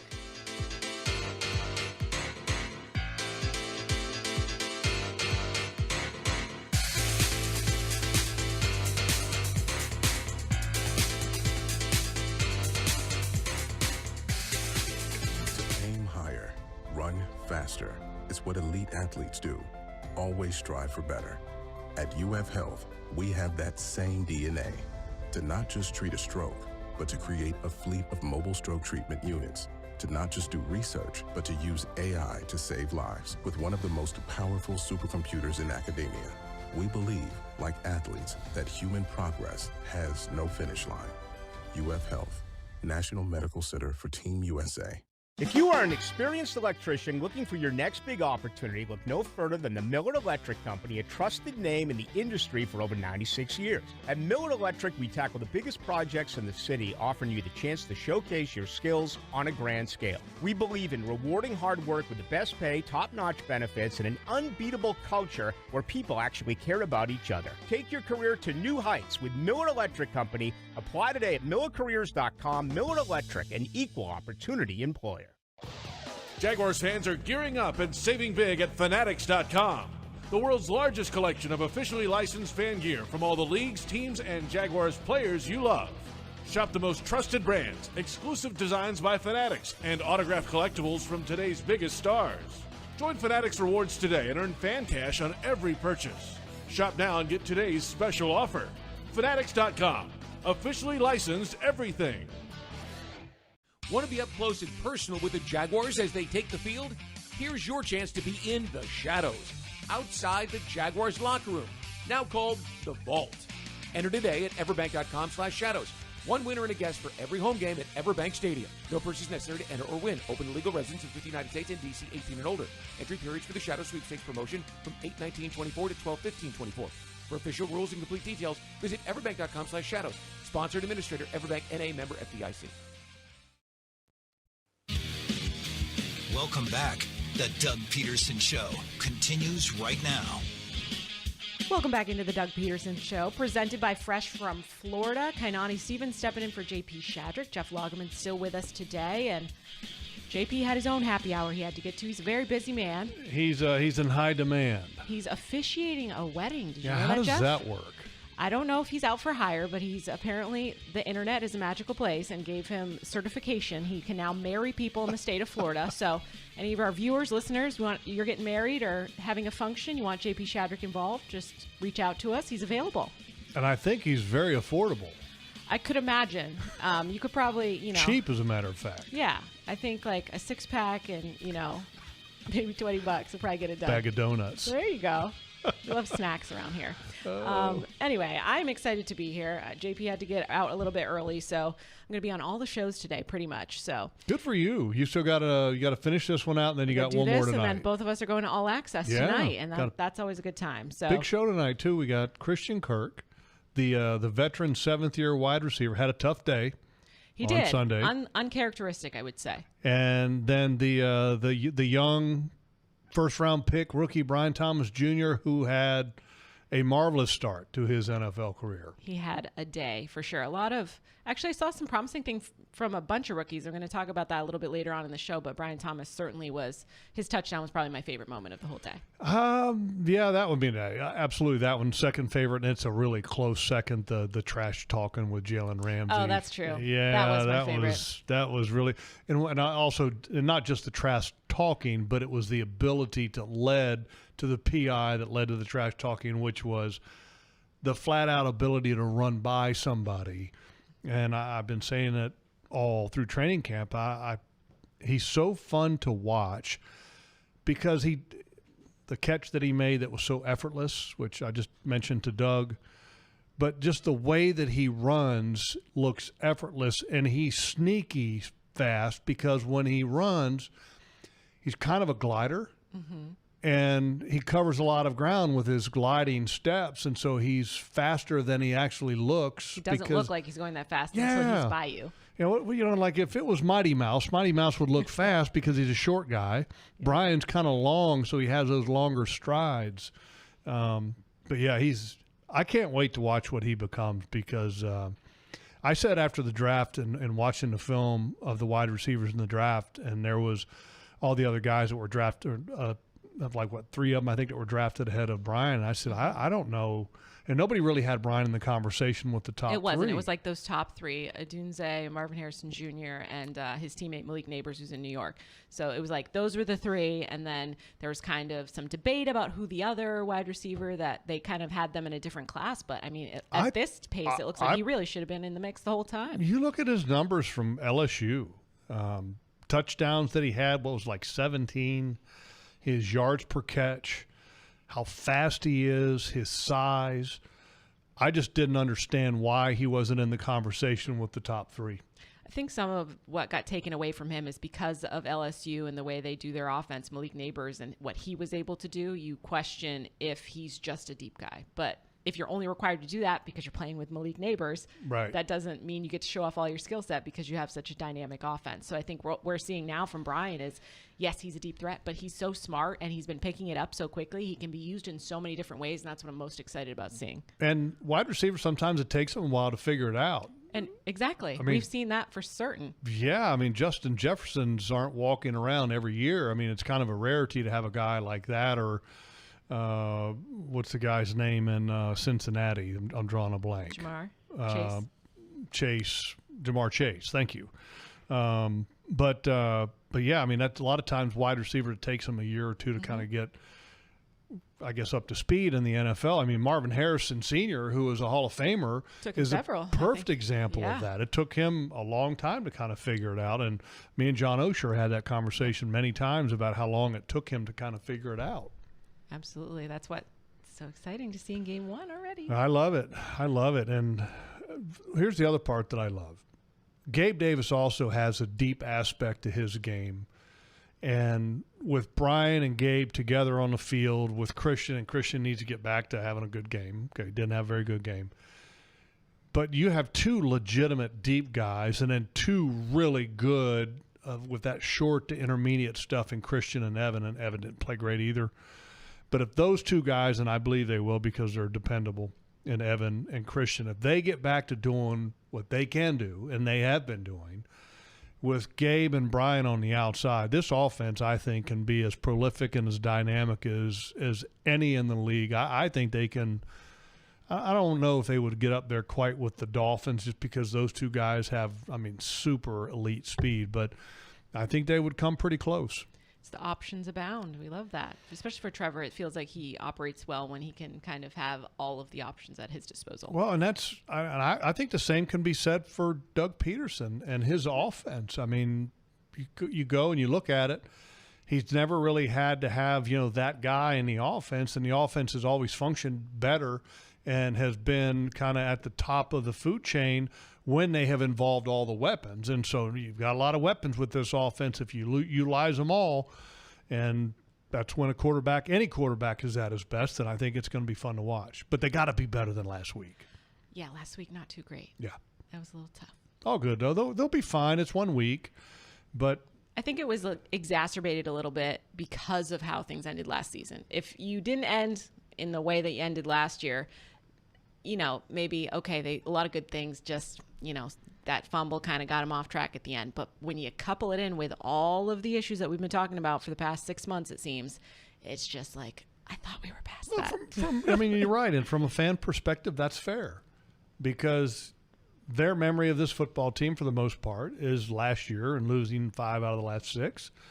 And they weren't able to pull through in the end. And kind of in Miami, it was kind of a similar result, just condensed into one game. And I will say that it seemed that they lost a lot of steam after that fumble. And adversity happens in the NFL all the time. There's usually about 2 to 3 big momentum changes in every game. And if you can't handle one momentum change, you're not going to be able to handle the games that have 2 or 3. You're not going to have any chance. So you better learn a way to get tougher mentally as a football team so that you can handle things like that and bounce right back. And I think they're going to have that opportunity this weekend in the home opener. Hopefully we will see that. Coming up after the break, we're going to talk a little bit about those rookies. We talked a little bit about Brian Thomas. There was a couple other rookies that jumped out to me, not playing like rookies right now. That's all coming up next on the Doug Pederson Show on Jaguars Radio.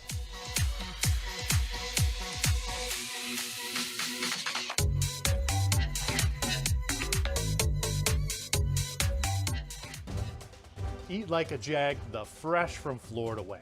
Hi everyone, I'm Chef Justin. Head over to freshfromflorida.com and sign up for our loyalty club to unlock interactive perks available only to club members. It's all the great stuff you've loved about freshfromflorida.com and more. For club members, it's an interactive experience that will help you get the most out of your Fresh from Florida recipes. Enjoy all the benefits of being a member. Join the Fresh from Florida Club today.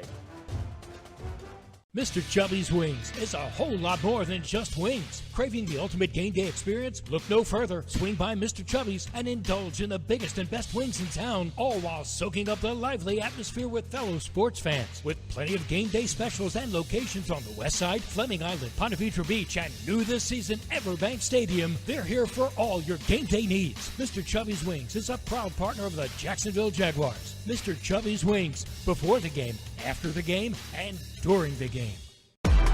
Calling all loyal Jags fans and loyal Gate customers, football is back. And you and 3 friends could win a chance to meet Trevor Lawrence. Entering is easy. Just buy any 5 28-ounce Gatorade or Gatorade Zero products at Gate with your MyGate Rewards app, and you'll be automatically entered. Not a MyGate Rewards member? Download the app and sign up today. See store for details. Alternate entry available at GatoradePromos.com/TLAW. For us, treating cancer is personal. We're Baptist MD Anderson Cancer Center, and we know that every patient is unique. So you'll have a plan created by world-renowned doctors and tailored to your needs. And everyone here will support you every step of the way, so you're physically, emotionally, and spiritually strong for the journey. Don't face cancer with anything less than the team at Baptist MD Anderson. Locations in downtown, Baptist South, and Clay. Visit BaptistMDAnderson.com.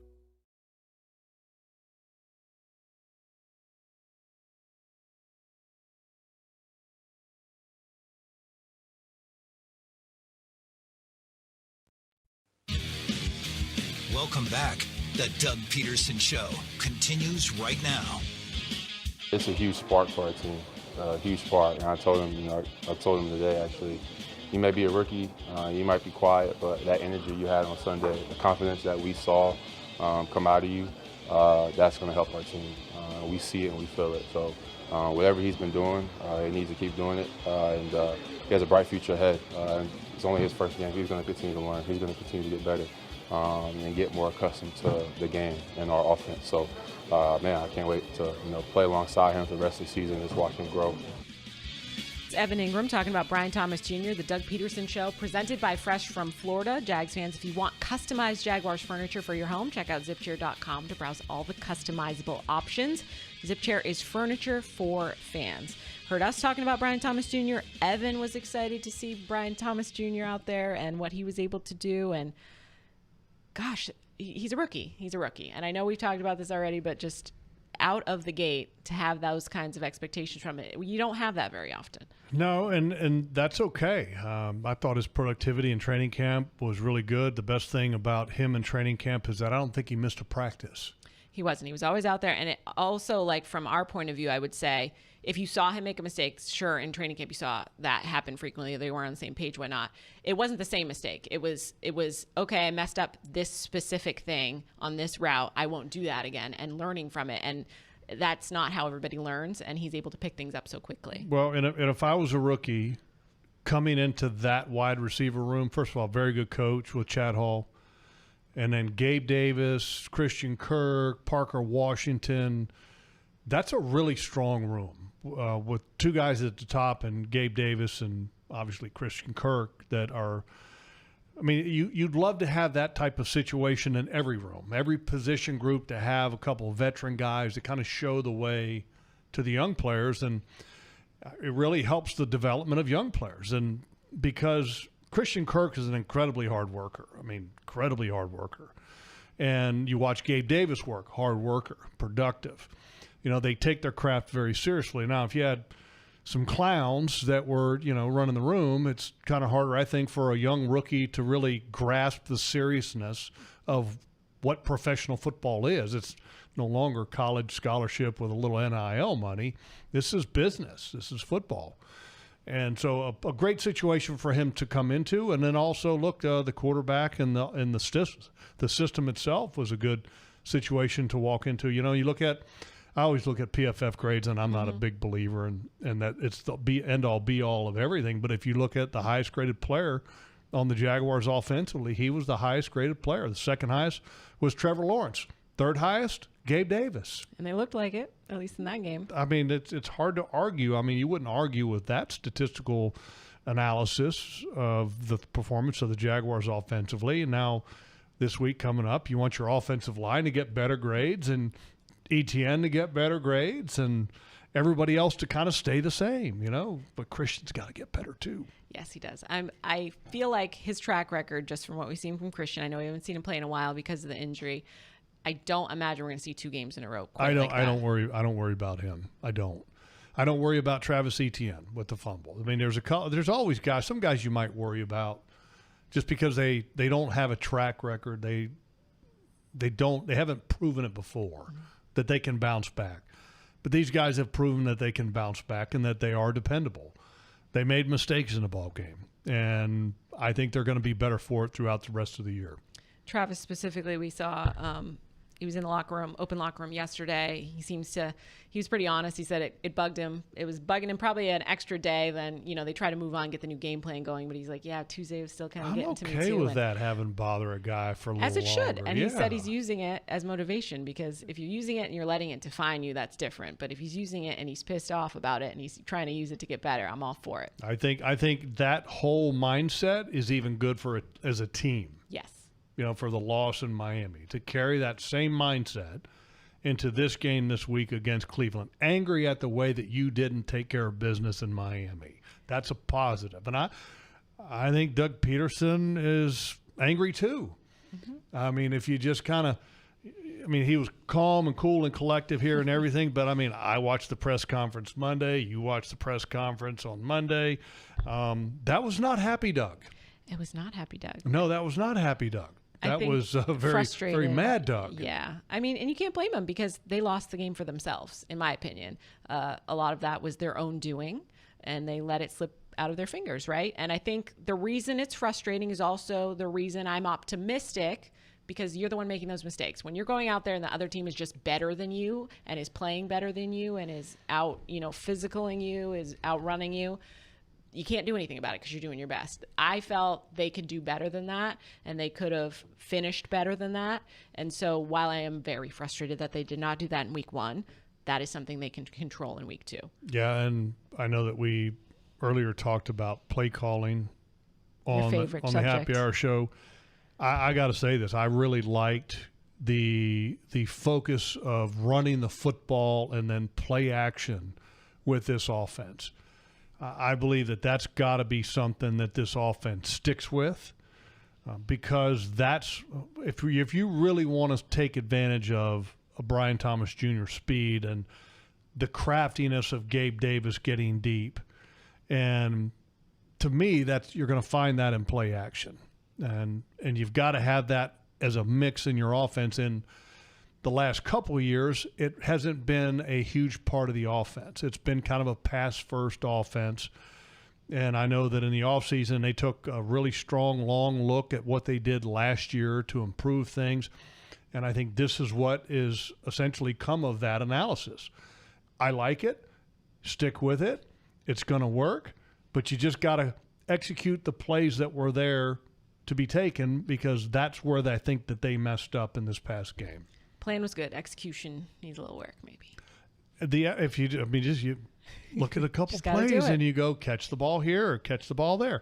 Get a chip block on there. Okay, another play. Let's make sure that we block the right guy. Another play.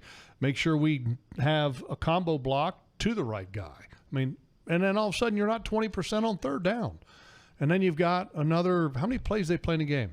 50 plays. 50? Offensive plays. And then they've had 71 on defense. And you got maybe instead of 50 plays, you got 70 plays. If you just convert more than 2 of 10 on third down. Yep. I do quickly want to touch on some of the rookies we saw out there. Obviously, Brian Thomas Jr., but how about Cam Little coming in and booting a 53-yarder as his first kick? Really I knew good. They were going to do it, too. I saw it kind of going down, and I was like, ooh, they're going to do this. Let's not forget about the kickoff that he bounced it into the end zone, which put the Miami Dolphins to start on the 20. I know. Which was surprising, because I was expecting after the games that had played earlier in the week on Thursday night and Friday night that the percentage of people just kicking into the end zone was very high. And Cam Little saw a little opening right there past the pylon and snuck it in and got it. And then the long field goal. I think he's got a tremendous leg. And did you watch him in pregame warmup when he was kicking 60-yarders, and they were literally – and I think they had this on TV. They recorded this. He's kicking field goals literally at the midpoint, right over top of the logo at midfield. And so that's 60-yarder. Okay, that's a 60-yard field goal. And when he was kicking the 60-yard field goals, and there was little to no wind inside the stadium, these 60-yard field goals are going halfway up the height of the pipes on the goalpost. Who does that? Plenty of leg. 21-year-old kicker. Cam I love does. It. Absolutely. Wow. We're going to get to a break real quick. We're going to flush this one finally, talk a little bit about the Browns coming to town for this season opener at home.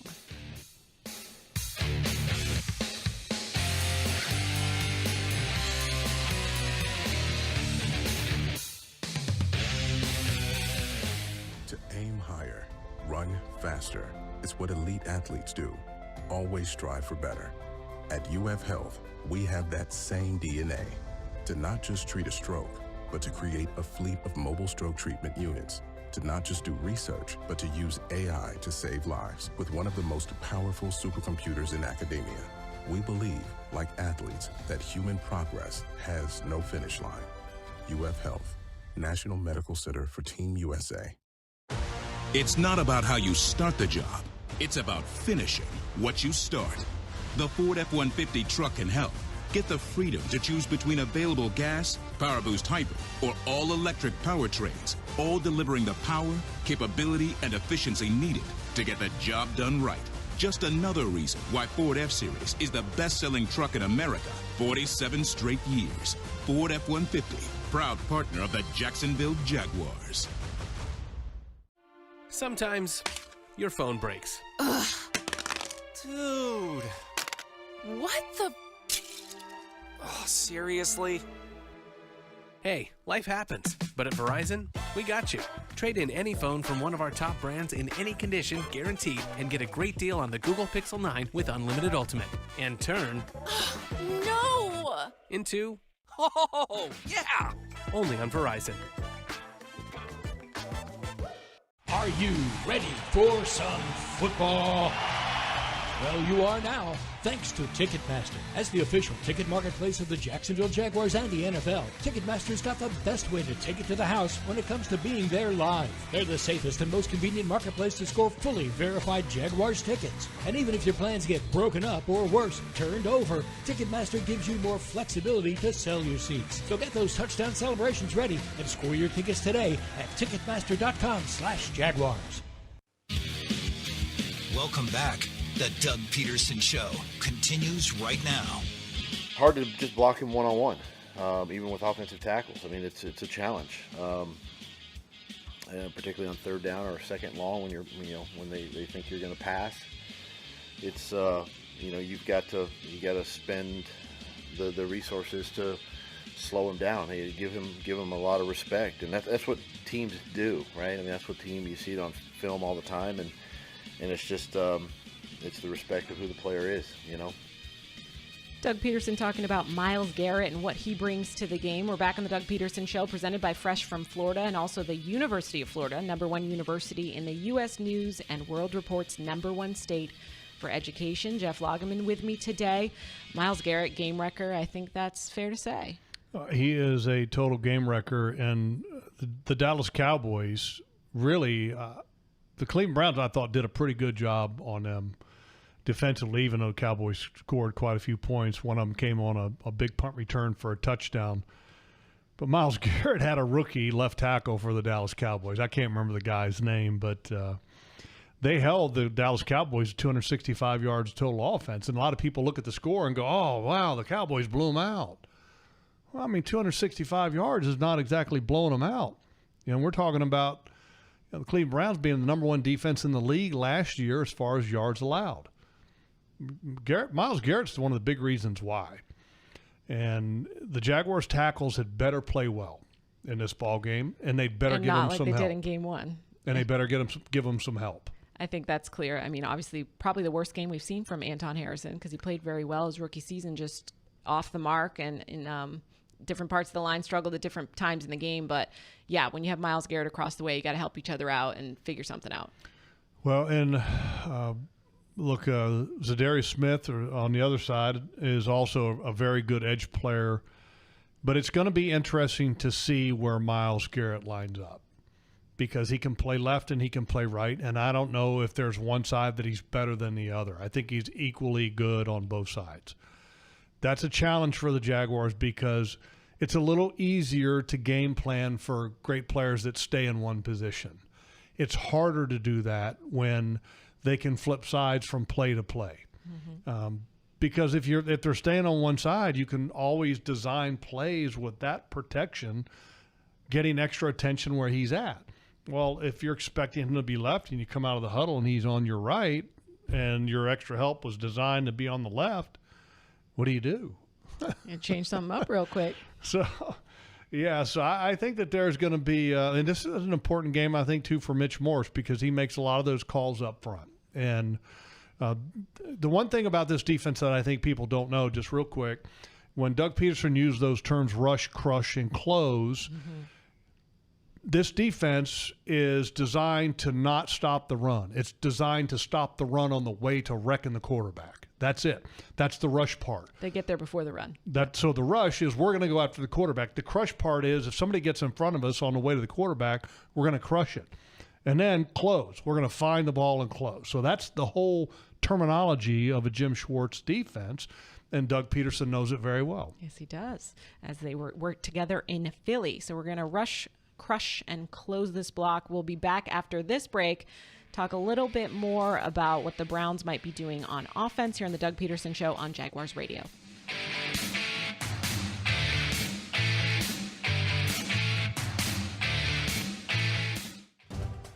Eat like a Jag the Fresh from Florida way. Hi everyone, I'm Chef Justin. Head over to freshfromflorida.com and sign up for our loyalty club to unlock interactive perks available only to club members. It's all the great stuff you've loved about freshfromflorida.com and more. For club members, it's an interactive experience that will help you get the most out of your Fresh from Florida recipes. Enjoy all the benefits of being a member. Join the Fresh from Florida Club today. Mr. Chubby's Wings is a whole lot more than just wings. Craving the ultimate game day experience? Look no further. Swing by Mr. Chubby's and indulge in the biggest and best wings in town, all while soaking up the lively atmosphere with fellow sports fans. With plenty of game day specials and locations on the West Side, Fleming Island, Ponte Vedra Beach, and new this season, Everbank Stadium, they're here for all your game day needs. Mr. Chubby's Wings is a proud partner of the Jacksonville Jaguars. Mr. Chubby's Wings, before the game, after the game, and during the game. Calling all loyal Jags fans and loyal Gate customers, football is back. And you and 3 friends could win a chance to meet Trevor Lawrence. Entering is easy. Just buy any 5 28-ounce Gatorade or Gatorade Zero products at Gate with your MyGate Rewards app, and you'll be automatically entered. Not a MyGate Rewards member? Download the app and sign up today. See store for details. Alternate entry available at GatoradePromos.com/TLAW. Facing cancer takes a lot of determination, strength, and support. And you'll get it all at Baptist MD Anderson Cancer Center. Determination from world-renowned doctors, giving you specialized treatment with cutting-edge technology and research. Strength and support from a dedicated team, caring for you completely, during and after treatment. Don't face cancer with anything less than the team at Baptist MD Anderson. Appointments available at BaptistMDAnderson.com.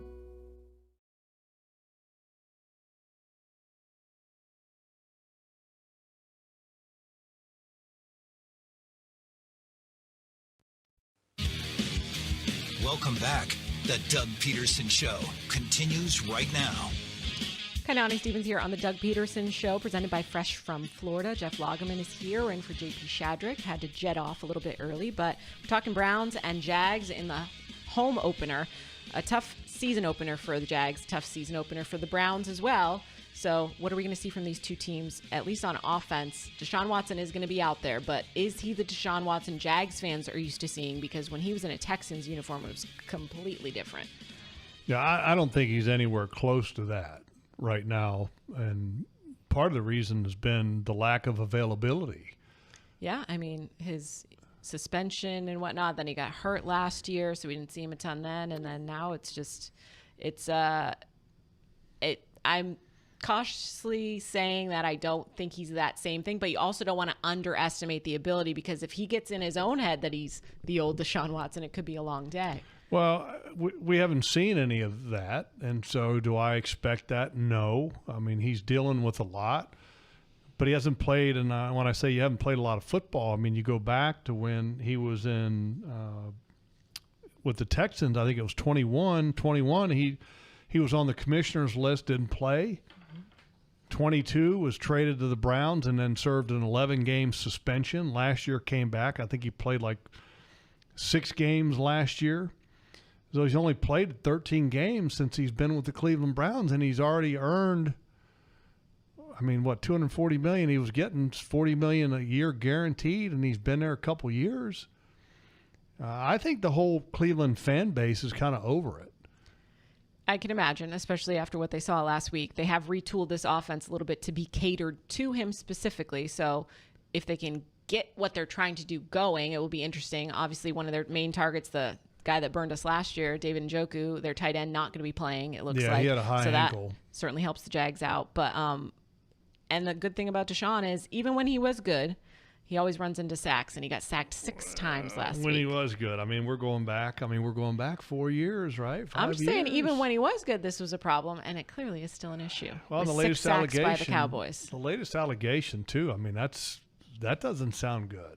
It doesn't sound good. His father and best friend, or a good friend from Clemson, passed away last week as well. There's a lot off the field going on with him, so on the field, not sure what we're going to get. The Jags have to control what they can control in that. Well, I hope that the Jaguars get off to a fast start. So, because, in the Dallas game, he had protection issues and his eyes were dropping. And so you got 2 talented receivers that he's not even seeing because his eyes are worried about where the rush is coming from. If the Jaguars start fast early, they can get him into that mode where he's looking where the rush is coming from. So Josh and Trayvon, I think, need to start fast. Absolutely.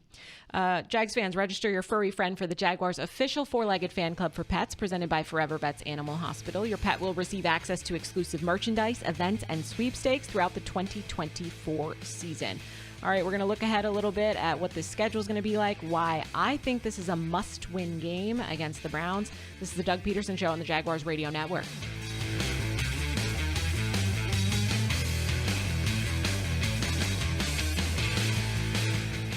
To aim higher, run faster. It's what elite athletes do. Always strive for better.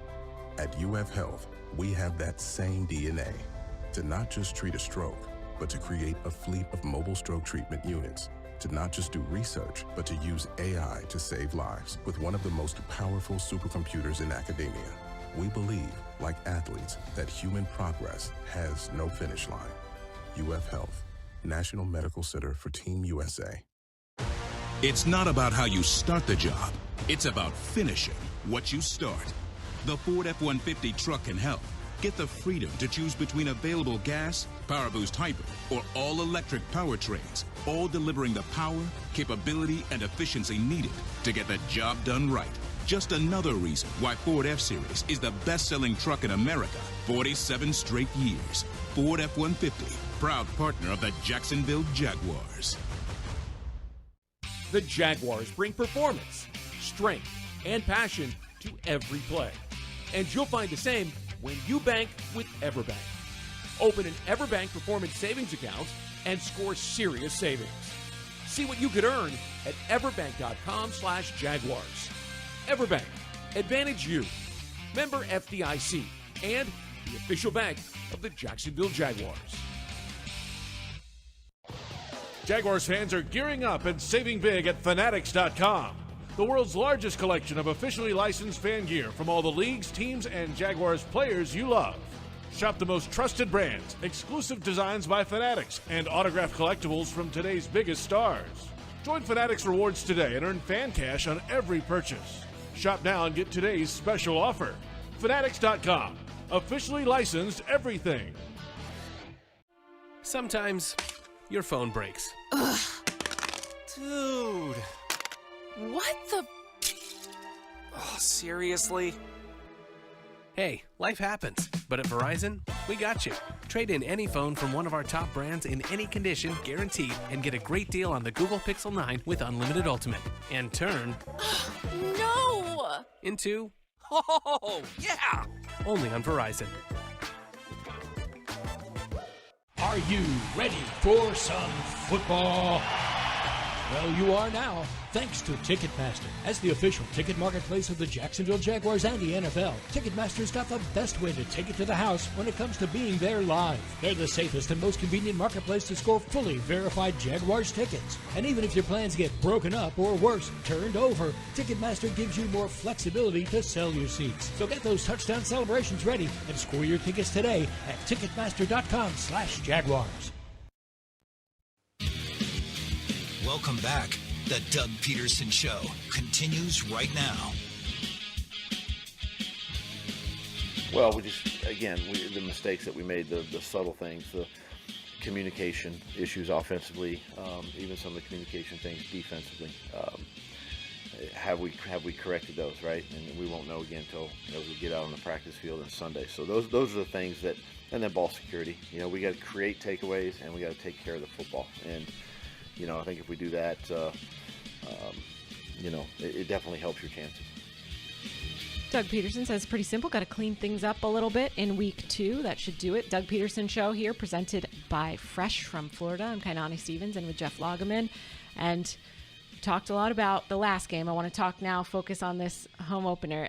I'm going to call it a must-win. Maybe that's overrated. Maybe in the NFL every week is a must-win, but they have to win this week. Well, and I think a little bit for both teams. And the reason I say that is, look, the expectations for this Jaguars football team was very high to start the year. I mean, Shad Khan said, he thinks it was one of the best teams that's assembled, and he expects to win now.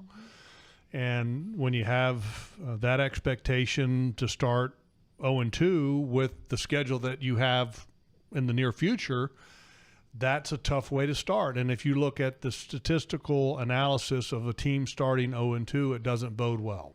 Less than 10% make the playoffs. So yes, and on top of that, you have a Cleveland Browns football team that is desperate to get their mind off of the whole Deshaun Watson thing. And the more they lose, the more the attention just goes on to the Deshaun Watson situation. So you're talking about two teams that really need a win bad. Yes, they do. We talked a little bit about that schedule because what you got coming up, Monday Night Football at the Bills, on the road at Texans, home against the Colts, 2 division games. Those are never easy. Then you're on the road in London. So Twice.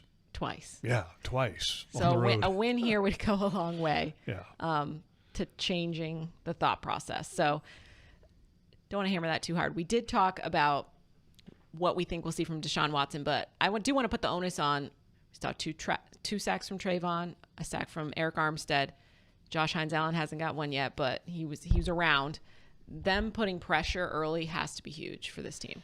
I totally believe that, and I like the start for Eric Armstead. I don't think he's anywhere close to being a finished product, but I like the snaps that he had. I think they were targeting anywhere between 25 and 30. He ended up with 31 snaps in that ball game, and it was good. I mean, it wasn't great, but was good.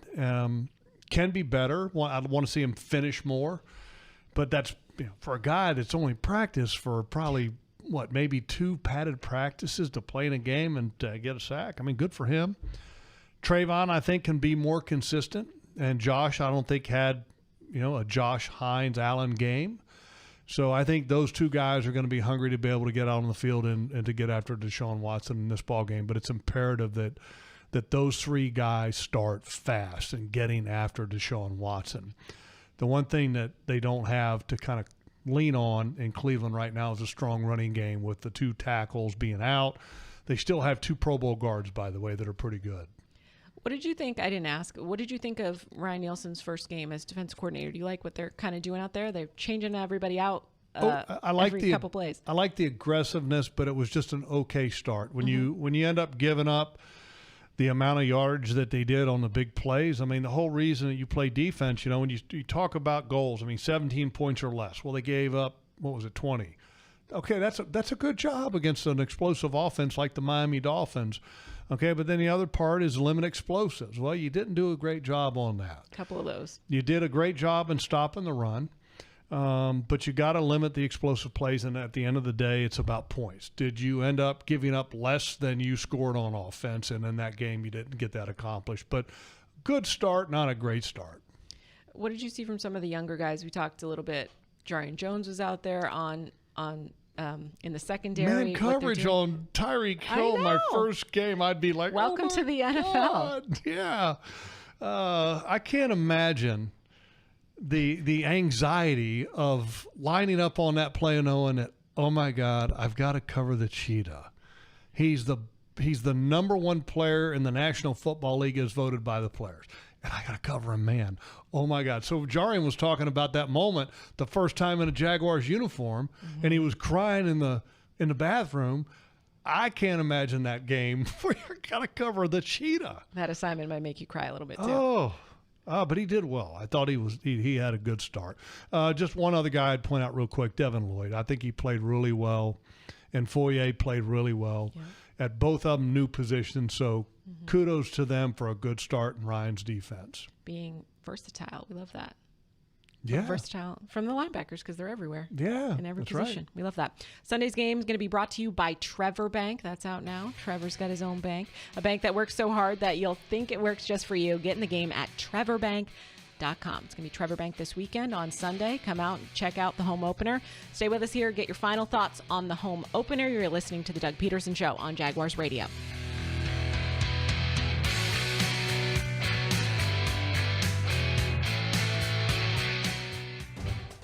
Eat like a Jag the fresh from Florida way. Hi everyone, I'm Chef Justin. Head over to freshfromflorida.com and sign up for our loyalty club to unlock interactive perks available only to club members. It's all the great stuff you've loved about freshfromflorida.com and more. For club members, it's an interactive experience that will help you get the most out of your Fresh from Florida recipes. Enjoy all the benefits of being a member. Join the Fresh from Florida Club today. Mr. Chubby's Wings is a whole lot more than just wings. Craving the ultimate game day experience? Look no further. Swing by Mr. Chubby's and indulge in the biggest and best wings in town, all while soaking up the lively atmosphere with fellow sports fans. With plenty of game day specials and locations on the West Side, Fleming Island, Ponte Vedra Beach, and new this season, Everbank Stadium, they're here for all your game day needs. Mr. Chubby's Wings is a proud partner of the Jacksonville Jaguars. Mr. Chubby's Wings, before the game, after the game, and during the game. Calling all loyal Jags fans and loyal Gate customers, football is back. And you and 3 friends could win a chance to meet Trevor Lawrence. Entering is easy. Just buy any 5 28-ounce Gatorade or Gatorade Zero products at Gate with your MyGate Rewards app, and you'll be automatically entered. Not a MyGate Rewards member? Download the app and sign up today. See store for details. Alternate entry available at GatoradePromos.com/TLAW. If you are an experienced electrician looking for your next big opportunity, look no further than the Miller Electric Company, a trusted name in the industry for over 96 years. At Miller Electric, we tackle the biggest projects in the city, offering you the chance to showcase your skills on a grand scale. We believe in rewarding hard work with the best pay, top-notch benefits, and an unbeatable culture where people actually care about each other. Take your career to new heights with Miller Electric Company. Apply today at millercareers.com. Miller Electric, an equal opportunity employer. Want to be up close and personal with the Jaguars as they take the field? Here's your chance to be in the shadows, outside the Jaguars locker room, now called the Vault. Enter today at everbank.com/shadows. One winner and a guest for every home game at Everbank Stadium. No purchase necessary to enter or win. Open to legal residents in 50 United States and D.C. 18 and older. Entry periods for the Shadow Sweepstakes promotion from 8/19/24 to 12/15/24. For official rules and complete details, visit everbank.com/shadows. Sponsored administrator, Everbank NA, member FDIC. The kick is up. It's good! Score winning sub deals this Jaguar season at Firehouse Subs.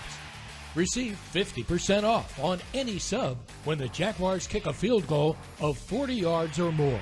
It's a bold deal for the bold city. Download the Firehouse Subs app for offer details. Redeemable only at participating Jacksonville and Orlando area restaurants. Only available in the Firehouse Subs app.